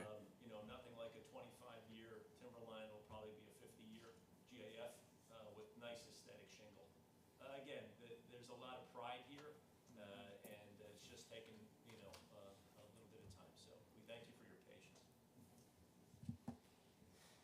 more comments? No more questions? Someone would like to move to close the public portion of this application? I'll move second. Move in second, all in favor? Aye. Aye. Opposed? Board? What's your pleasure? I think it's a good idea. Like, we were talking about preliminary and having them come back. I threw out to the board, should the board be inclined to approve it, because of the aesthetics of the unknown on the outside and the condition of the basement, preliminary, that way we come back for final and have the plans showing the stormwater management, showing the actual colors of the exterior, to deal with the roof. Is it a timberline, is it whatever the roof would be? And that the plans comply with the approval. Right, so the plans would not be, since it's a use variance, that the board will be approving the actual facade, not, right now, it's up in the air to a certain extent. Is there any way they could get a permit to take down that bad portion roof, look at the framing, look at the building? I think they've got some study to do yet, or am I wrong? I mean, Well, you alluded to that. I alluded to that in my test. I was Yeah. in the building in 2019, right? And the world came down, and now we're back here 6 years later. Yeah, if there's any way that Mr. Ameti can get a demo permit for that I think chimney, he can. for that,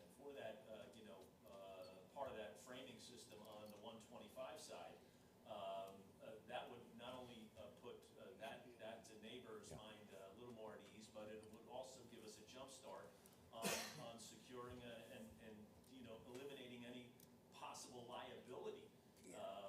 So I don't know if there's any communication that the board chair or the board council can have with, or even through Mr. Osterman, through with the construction subcode here in town, to be able to move forward. I don't Mr. mean Chairman, not sitting at the table either, I'm sorry. Mr. Chairman, I believe we could do that. Yeah, I think there's been a policy change. I think the construction office will now issue demolition permits, not construction permits, but demolition permits to address these needs. or it gets rid of a hazard and lets them study the building. Right. It'll address some of the neighbors' concerns, get some of the hazards resolved, and get the unknown clarified. The basement, utilities, facade, windows, The the color public of the safety and windows, the welfare. grills, and the like, so that hopefully the applicant, should the board want to go this way, in the final approval, the plan submitted would be exactly what's being constructed, or proposed to be constructed, as opposed to, I would sit here right now and say, I have no problem with the use. And as far as what they're proposing, the design issues and structural issues are something separate, but they don't have the answers either, so we gotta Right. get them to move on that. Right. and that's why I suggested preliminary approval, being that he would have approval in place to go forward to do this, and then the board would get the final product for what the outcome of the investigations are. Yeah, because, yeah, Usually the final is pretty pro forma, but it does protect frankly, it protects the public welfare in case there's any kind of a change or variance, if you will, not a variance as we understand under the MLUL, but if they don't comply with the approval, then the board can hold it up. Yeah, for example, I see the exposed brick, and it looks like the building at one point has like a Garden State stucco on top of the brick. So it's a brick stucco on top of brick, and at least the rear, it looks that way. So the question is, you take the stucco out, what color is the brick? What's the condition of the brick? Are they gonna be able to restore the brick as opposed to come back like a hardy plank or some other facade that, I'm more comfortable with a use variance, the actual facade, the board seeing that, as opposed to what ifs. What is the timeline over here? Sorry. That's great, Aaron. What is the timeline that you think that could be accomplished in? Well, it would be up to the applicant. The preliminary approval, I do believe, Cliff, it's good for 2 years. Yeah. Without extensions. So the applicant would get a preliminary approval, being the rights invested to a certain extent. That is correct. And then they could move at their own accord, as long as we talked, that the building department would issue demolition permits, allowing them the access to the building to take certain sections down, to to get the information that's needed, which I think is what the policy is right now from the building department. That part's It would down appear that the applicant Right. is in a position to go because financing is in place, as I understand it. Yeah, and Okay. then we could look at the stormwater management could be revised, the stormwater management on the plans, so that we're one document with everything in front of the board in one package. But it lets them get started. Right. Yep. Correct. Can I jump in for 1 second? No, we're done. We can't put tree removal with that demolition because it's a safety The concern. trees are gonna come out. But it should be done soon. They're gonna come out. They should have come out years ago. They will. Is the Branches tree a are falling safety, onto the side. is the tree a safety issue, or is that? It's a very yeah. bad safety issue. Dan especially brought with it black up walnut, the last time. the black walnut in the front of the home between the properties. Like, does he need a permit to remove the tree? No. There's also an old utility pole in the corner. It would be the, So he's got a lot of junk in the back, you got a lot of timber and branches that are in the back. So if we're gonna allow this for the preliminary, why don't we also have him take the tree down, appease that, let's get rid of the stuff in the backyard so you can clean that up.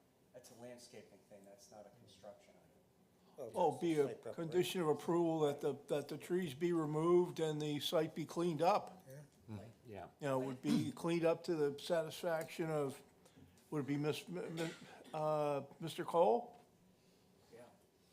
So how quickly can you get your landscaper over there to do the tree and the removal of all the debris in the I backyard? have to make few calls tomorrow and find out, because I'm not from the area here, so it might take me a little time to. Okay. Okay. Quicker the better. We've been waiting 15 years. I was Okay. not here back then. All right, we've been waiting 8 years.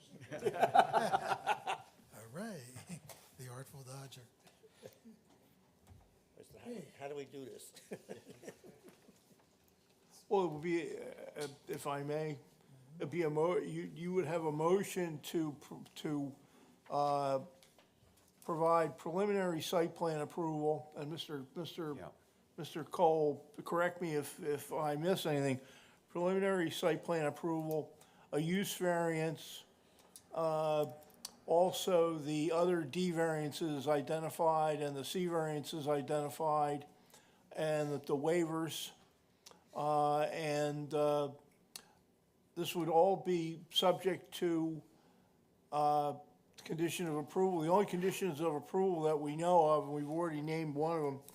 One of them is Mr. Cole's report. The other one is that the trees will be removed and the site will be cleaned up, and it will be, exactly the term I would use for cleanup, I'll come up with one, but the site will be cleaned up to the satisfaction of Mr. Cole. How about site preparation? Okay, Yeah. That's what it is. cleaned up and prepared. And that would be, that would essentially be your motion. I just made that. Okay, I just wanted to, I don't want to dictate what the board, it's the board's determination, but that would be the form and content of your motion.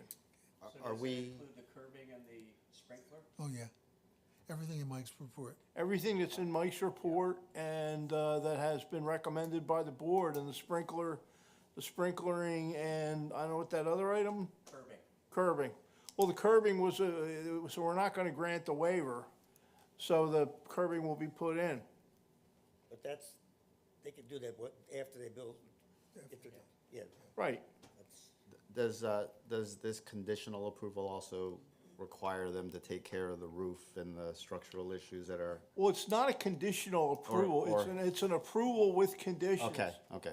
And a preliminary approval, I mean, just to distinguish, we have, Mr. Chairman, this is one of those issues where we can, use it as a illustrative tool, but the preliminary is the key. What the applicant has to do is get everything in shape, and when it presents the final site plans, if the final site plans, and this is specifically out of the statute, if the site plans match with the approval provided by the board and the features agreed to and covenanted to by the applicant, the board can then grant final site plan approval. Right. If there are wrinkles with that, the board can also add conditions, though in my experience, they generally are not necessary, but the board still has some authority. What you normally end up with is a plan that's been thoroughly vetted, and that the board, what you see is what's gonna get built. And you end up typically with a final approval with very few conditions, because it's all been taken care of during preliminary approval. So you end up with a very clean final approval. This should, what the testimony here, the envisioned, work out in the field with the exploratory investigation. Once you have the final, you can issue a certificate of occupancy, et cetera, et cetera. You had talked about Hudson County. I mean, a big controversy up there right now is that some boards and some zoning officers are granting certificate of occupancy on a preliminary, which is really not a very good thing to do, but there's such a requirement for speed. I mean, speed's important here, but it's very clear the board and the interested public insist that you get this right in terms of safety, in terms of integrity, all those things. That's going to be critical here. I don't mean to speak for the board, but I believe that's what I've captured from hearing from all of you. So, I mean, just for my clarification, so this preliminary approval, can the conditions be that they take care of the fallen roof? Oh, yeah. Yes, That will be in there, okay. Okay. yes, that'll be a condition of approval. Address the site safety issues. Okay. And prepare the site, and prepare the site for Falling development. hazards. Yep. Okay. And I can certainly reach out to the building department, which I don't think is an issue, to issue demolition permits or the exploratory permits. And I think you need well, I don't think it's in this case, but if you do exploratory, there's actually a UCC permit for exploratory investigation, isn't there? When they start the demo, they'll see. Right, okay, so it's part of the demolition, basically, got it. I think that covers it all. Yeah. Eric, how do you feel? I think that it is, to state the obvious, it's an improvement from what's there. I think that the use is, it fits in with the neighborhood. And I think this property is in desperate need of improvement. The safety concerns are paramount, so I would appreciate if the applicant moves expeditiously on this. Other than that, I mean, I think that the preliminary approval is the way to go, because there's a lot of loose ends that we can tie up, and then hopefully we can approve it. Brian? Yeah, I mean, I think it's a go, and I think this is the way to do it, to get it moving, so everybody's happy. I think we need to see something happen, and this is how you do it. Rhoda? But other than that, it works for me. Rhoda? I concur with Brian. And I think we need to move forward with it. It looks good. Chief? For some reason, everybody always knows what I'm thinking, but, I told you what I'm thinking. yeah, well, at least I think. I tried it once. But yes, it doesn't work too well. No, I think it's a good idea. I think it's time, it's overdue, and I wish it well. I hope it works. Morgan? I like the plan. I hope by the next time that we see the architectural renderings, that the tree will be removed and the landscaping will all be cleaned up in the back. I like it. Ed? I think that was a big hint there, Morgan. I think it's getting this place cleaned up is paramount, so, no qualms with me. John? Yeah, great idea. I think it's a good plan. I think the way we're moving forward makes a lot of sense. The one variable that's been the issue all this time is time, right? So if we could all move expeditiously forward with this, I think everyone is going to be happy with the results. I don't like it. I like it and I don't like it. I like it because you're gonna fix the property. It's gonna look nice. It's gonna provide housing. I don't like it because that area from Second Street down to Fourth or Fifth, there's 12 multiple family or mixed-use homes. With this and Soma and everything, Loring Gardens, Southbridge Gardens, the neighborhood has lost its single-family identity, or is in the process of losing it, almost to the point where somebody's gonna look at all the multiple family dwellings and say, we should change this to an R3 zone. And then all hell's gonna break loose. One of the things, I've talked about this property since the 2018, and I always envisioned at least one or two of those apartments going to homeless veterans or veterans out there. 60,000 veterans who sleep on the streets every night. And have veterans housing is very important. We find money for housing for other people.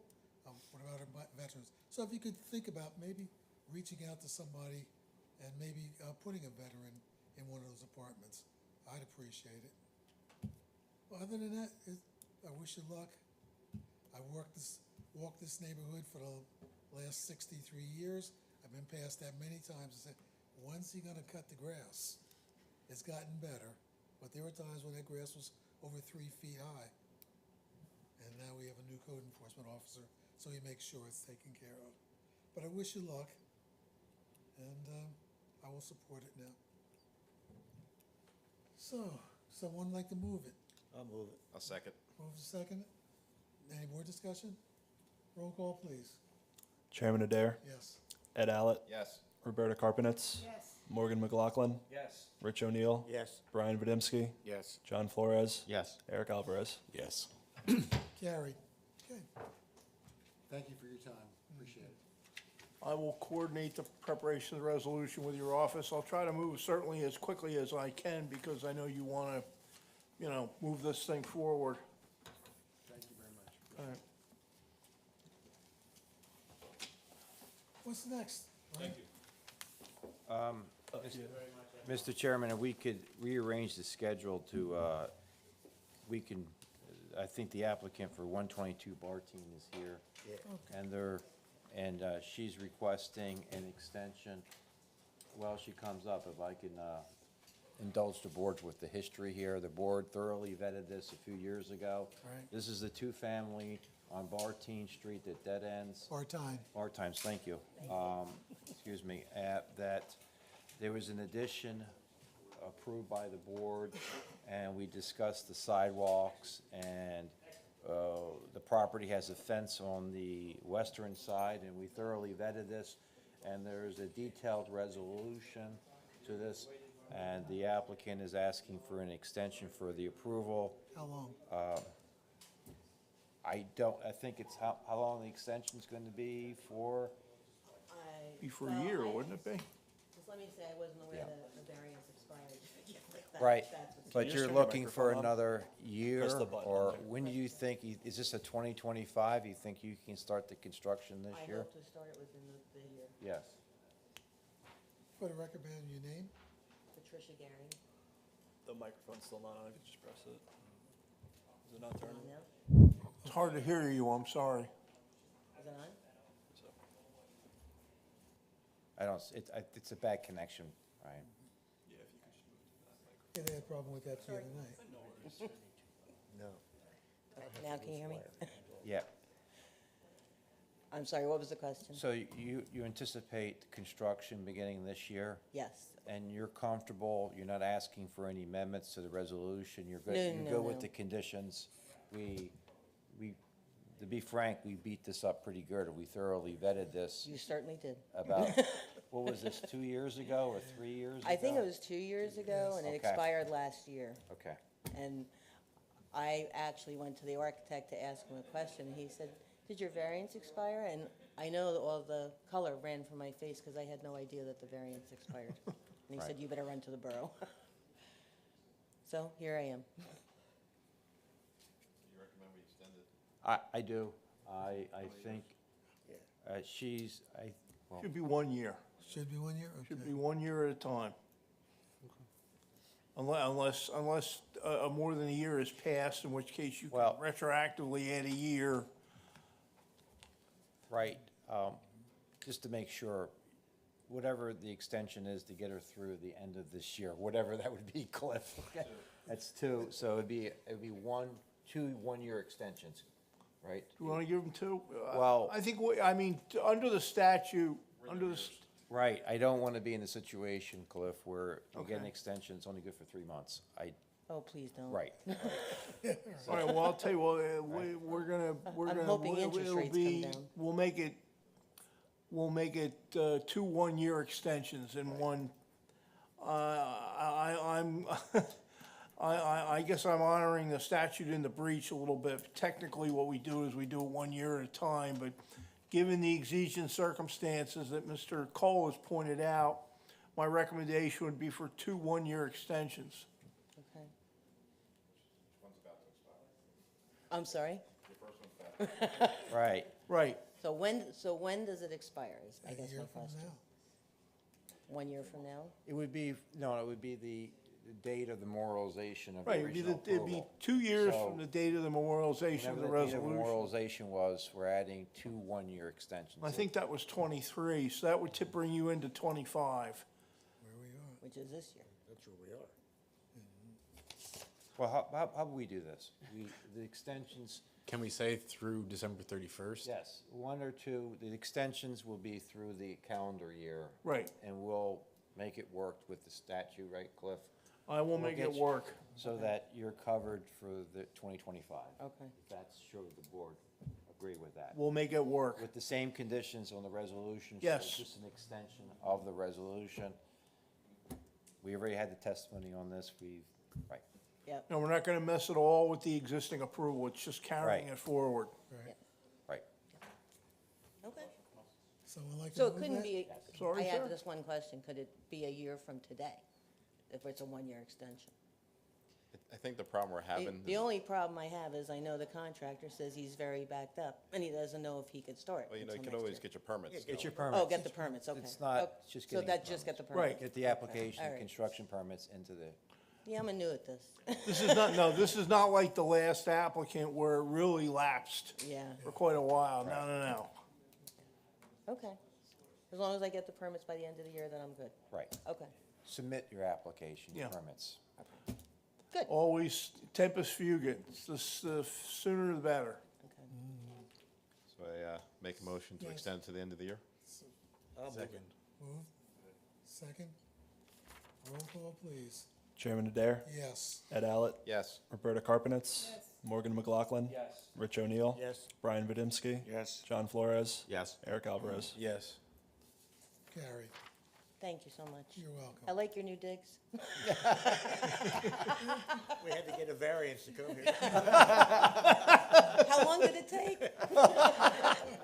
2 years. Now I have to find my way back to my car. The rent is exorbitant in this place, though. Annual report. Thank you so Yeah. much. Penny a year. The other thing that's on the discussion, you have the annual report, which is very similar to the previous years. It's like a shotgun through the town. There's no one district.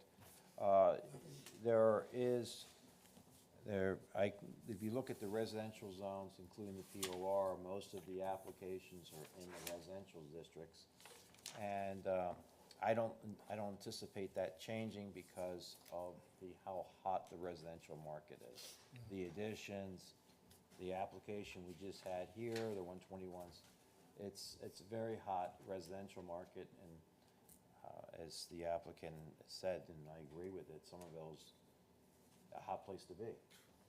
So we're getting a lot of activity on the residential side, and that's reflected in the applications that you see coming before the board. If you look at the map that Ryan put together, you'll see the color-coded map. It's all over the place, so it's not the POR only. There's no one zone. Part of this, doing the annual report, was to try to bring to a light, gleam, if there's a glaring area, like for R3 zone, this is not working. If all the applications are coming from the R3, then that would spar the conversation, maybe there's something wrong with the bulk standards in the R3. But in this case, it's kind of uniform throughout the borough, And you'll see the numbers going back to '06. I just keep updating it so the board gets it, and the planning board gets a copy of this, to see where the applications are arising from over the last almost 20 years. There's discussions that this year the planning board will be looking at the ordinance. Yes. So I'm sure the annual reports will be reviewed by the planning board. And also the environmental commission was interested, and they got a copy of the annual reports about 3 months ago. I provided them to give them an idea of what's going on. So it's basically, it's very consistent, in my opinion, for the last, since 2006. I don't see anything huge change since 2006. Question, Mike, and it's got nothing to do with approvals, but 2527 North Meadow Street, the old mill, and 6 West Cliff, the Hangman's Hill, any movement on them? 2527 is moving forward it's at a slow pace. The 6 Cliff, the property has sold, and there may be an application coming here for additional density. We'll see. The applicant came in, the new owner came in and said that they might want to come seek some relief from this board. I'm not sure of the specifics. I'm sure that it'll come to light. Okay. So, and 2527 is moving forward. So, I don't have a great insight into this annual report because it's nothing jumps out at you. Right. So it's very consistent with the ones in the past. And we have seen this, there are some properties that are challenged with the size that's non-conforming, as Ed pointed out, that some of these properties are non-conforming. And in some aspects, you could argue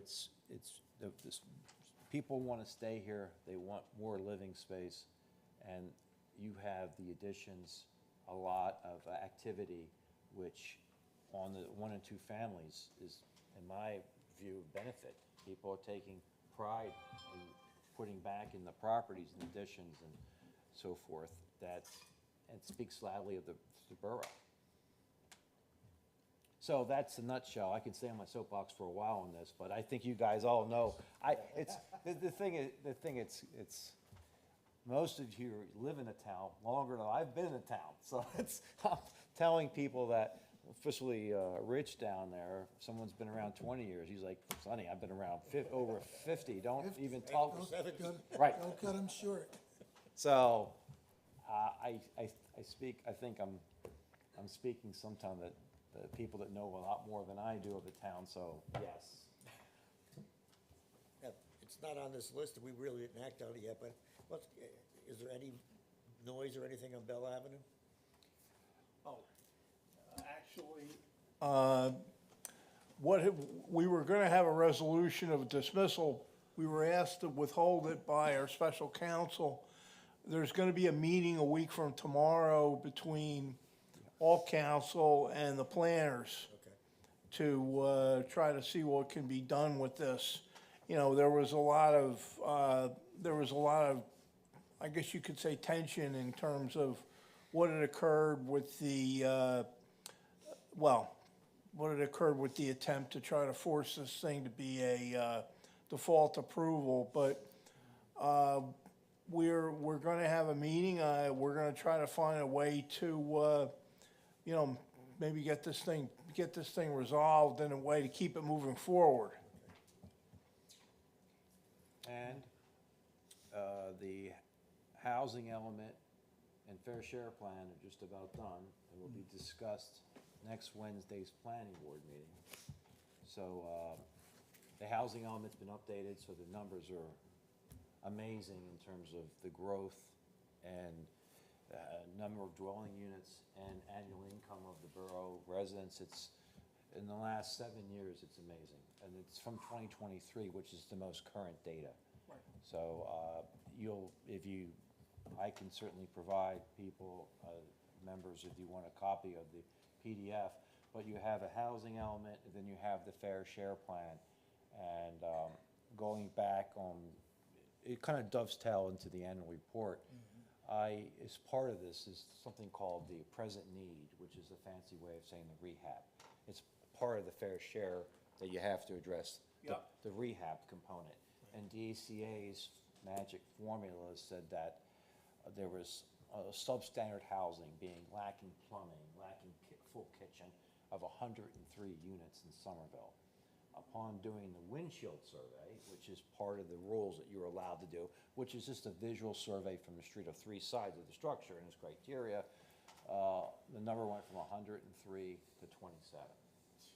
And the 27 was conservative because I wanted to take out applications in front of the board, 106 vets. I thought that they should not be counted because they're going to be demoed. I was told to be ultra-conservative and count them. So the 27 is still on the conservative side. You could make an argument it should be 24, but that's how well the borough's doing. I did the spiel on Monday that I don't think the borough's ever looked as good in the last 20 years in terms of the residential housing. People taking pride, investing. You don't have a lot of properties in the borough which are challenged. And that's just amazing. So you have a present need going from 103 to 27, which is the rehab that the borough will address. And then you have the fair share, which is the anticipated housing to be built in the next 10 years, which is from July of 2025 to July of 2035. Correct. That's round 4 terminology, COA, which is no longer there, but the rules are. What about the application we just heard? Now, there's 4 dwelling units, or 2 dwelling units, however you count it, that definitely were substandard. Is that in that count? There is a development fee ordinance that's not in the books yet, Rich. I had a conversation with the planner, Beth, and she asked me the same question, and I said, technically, I would put it in the report, but we don't have the development fee ordinance on the books yet, and the redevelopment attorney is saying you really can't collect it until That's correct. the share plan has been deemed compliant by the DC and the Fair Housing Fair. That's correct. So it's in the works to answer your Was question. that building in the survey? I'm sorry? When they were counting buildings that needed rehab, was that building counted? Yes. I didn't want to count it because it's a board action, so you're Yeah. not dealing with. Okay. The idea of the rehab is you're dealing with people that need help. My argument was they're here to rehab this. They don't need financial help. They're looking for. But I was instructed that you don't know what the outcome's going to be. You don't know what's going to be built. Anything that's challenged, keep it in. Even if it's in front of the board, keep it in. So that this project was kept in. So when it gets fixed, presuming it's gonna get fixed, how do you erase that number? How do you get, It's very hard to, Rich. But if you did the math, it's less than 1.4. You say it's 1, but okay. it's not, I don't think it's worth the amendment in the future.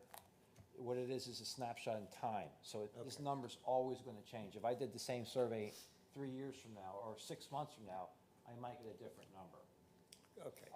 Basically, I think the numbers are going down, down, down because of how hot Somerville is and people taking pride. And just it makes financial sense to rehab because the values are just, wow, wow. It's a big wow moment, at least from, obviously, Rich, you could say, that's not the case. In 1970, you look better. I'm not arguing that. I'm not gonna say that. Okay, I'm saying in the last 20 years I've been around, I've never seen the borough. If you just drive the streets and take a look at all this, it's just amazing. Well, I had a conversation with Gallagher a couple of years ago, and he was almost getting ready to defend himself. I said, this is not the same town I grew up in. And he's looking at me like, what's your problem? I said, it's better. Exactly. This town had some pretty nasty portions. Main Street was a slum, and it's definitely changed. I mean, it's just not the town I grew up in.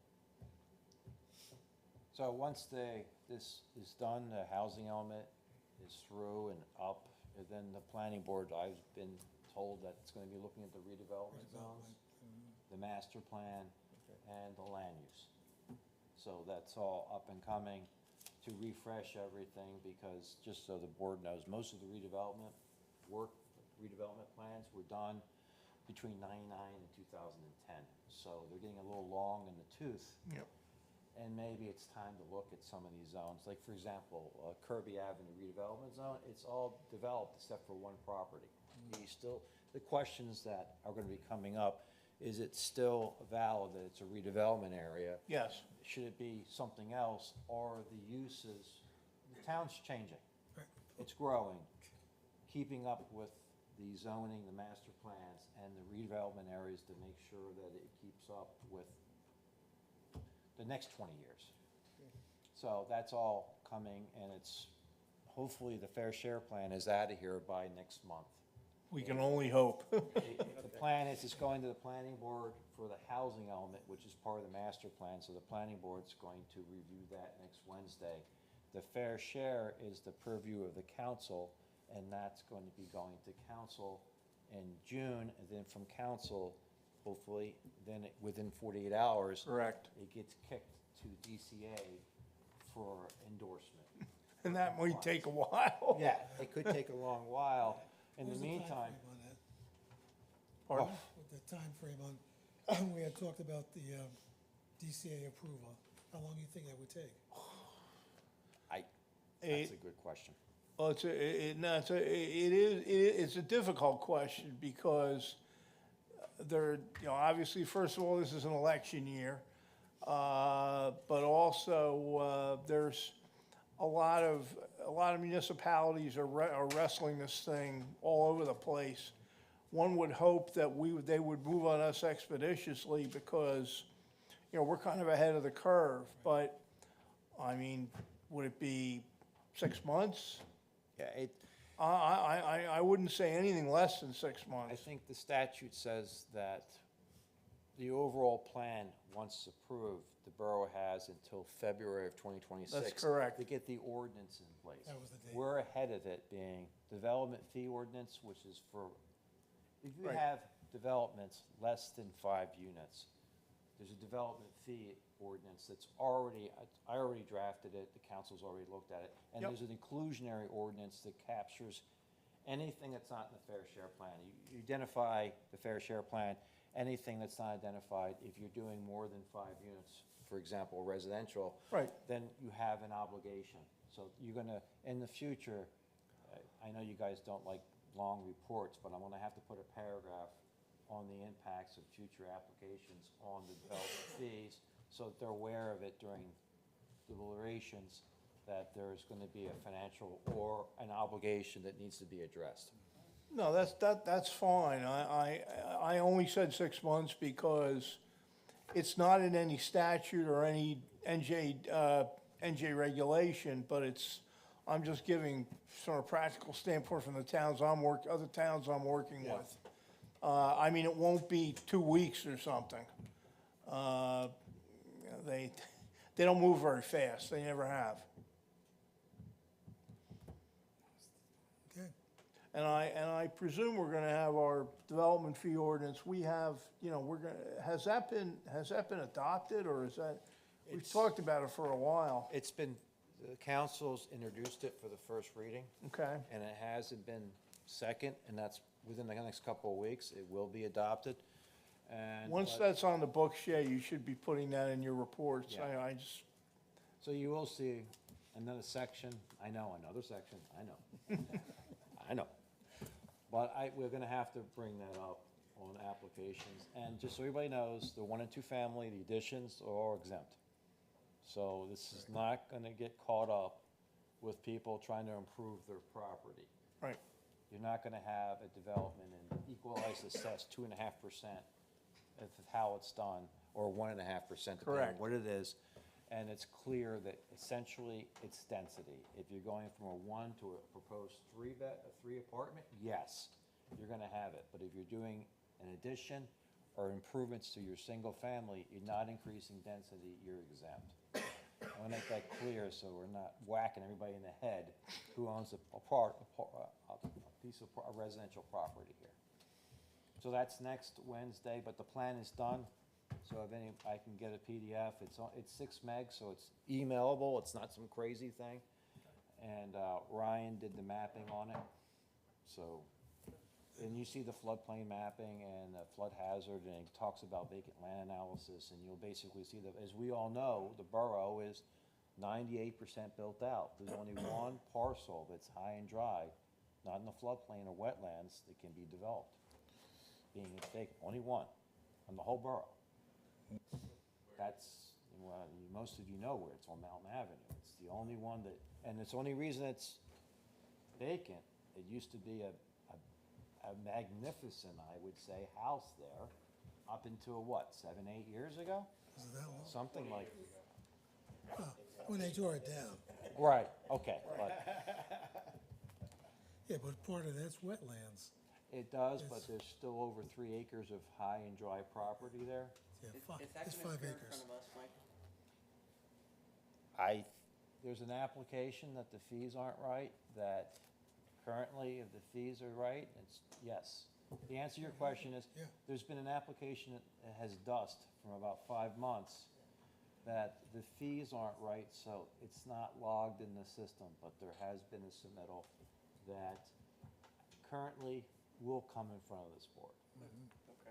I would suggest that when that application comes before this board, we walk ourselves down, and everybody, every one of us take a look at this, on the site, because there's a lot of things going on down there. Yeah, Right there. You got it, Eric, you got it. Prospect them out. Yeah, you got, his backyard. Yeah. Yeah, it shouldn't be a problem. Alvin Yeah. Clark's property. You have the right to walk the site, it's not a question, it's, Yeah. in every development application, we make the applicant provide that permission, so if Right. someone tells you otherwise, well, let me know, because that's an issue. When I say vacant, the rules say more than 0.83 acres. So there are some small lots, like the infills sometimes we see, that, so don't hit me in the head in 6 months. Cole said, it's only one lot. More than, I should say, more than 0.83 acres. We never hit you in the head. Kirby Avenue has, for all intents and purposes, an abandoned office building, that's a piece of property there. Yeah, It's in the, Vale. it's in the Kirby Avenue redevelopment. And I think that will be looked at. The concerners, or the making sure what the plan was put out in '07 in terms of what the borough wants is still valid. Maybe some of these redevelopment plans should be amended, and that's what the whole thing's gonna be, geared towards a different uses. Just to make sure it's keeping up in the next 20 years, because like the ECB, the Eastern Central Business District, I think that was originally predates me, 99 or 98 that Yeah. came out. For example, the West Main Street, it was 2003, 4, I did the amendments. I'm just giving you an idea that these plans are, Old. some of them are getting old, so the borough wants to look at them to make sure the uses, and if the whole area is redeveloped. I mean, that most Why is it recent a redevelopment application zone that then? we're- If it's all, there's a, you know. Should be a redevelopment area if it's all redeveloped? That's the Yeah, stuff that's gonna be discussed, because the borough has 4 redevelopment, Gaston, 50 Kirby Avenue, ECBD, West Main Street, right? So we have the 4 areas, but the question is, do you need 4 areas? Where is everyone? It's just looking at this again, because it's been, on the low end, 15 years, on the high end, over 20, 25 on some of these areas. So this is all good stuff. Nothing's in stone. It's just re-looking at everything.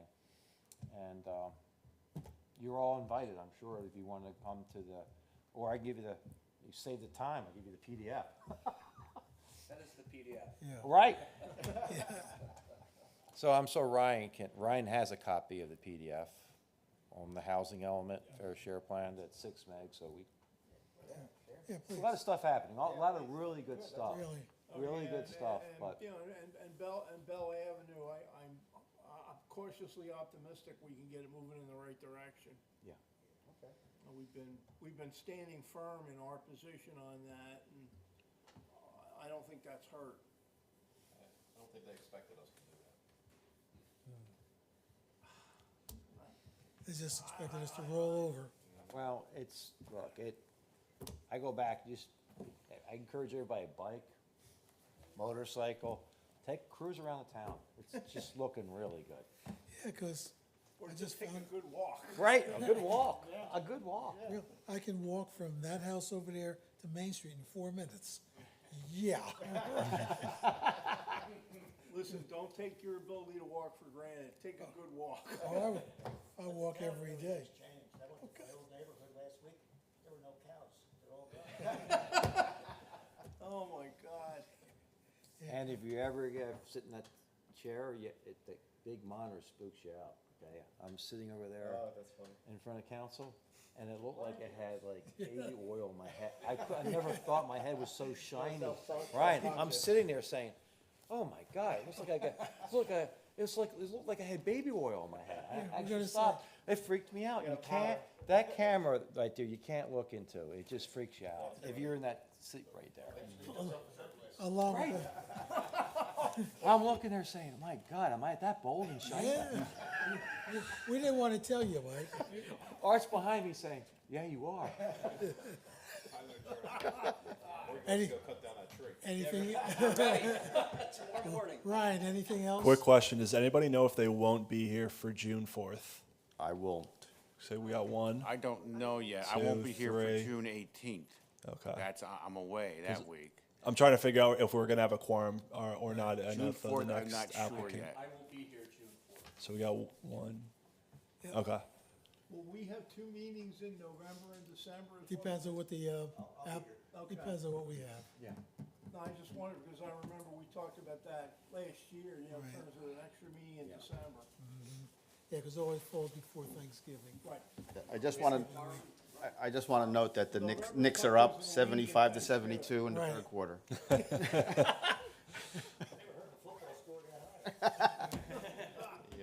Make a motion to adjourn? Move, seconds, all in favor? Aye. Okay.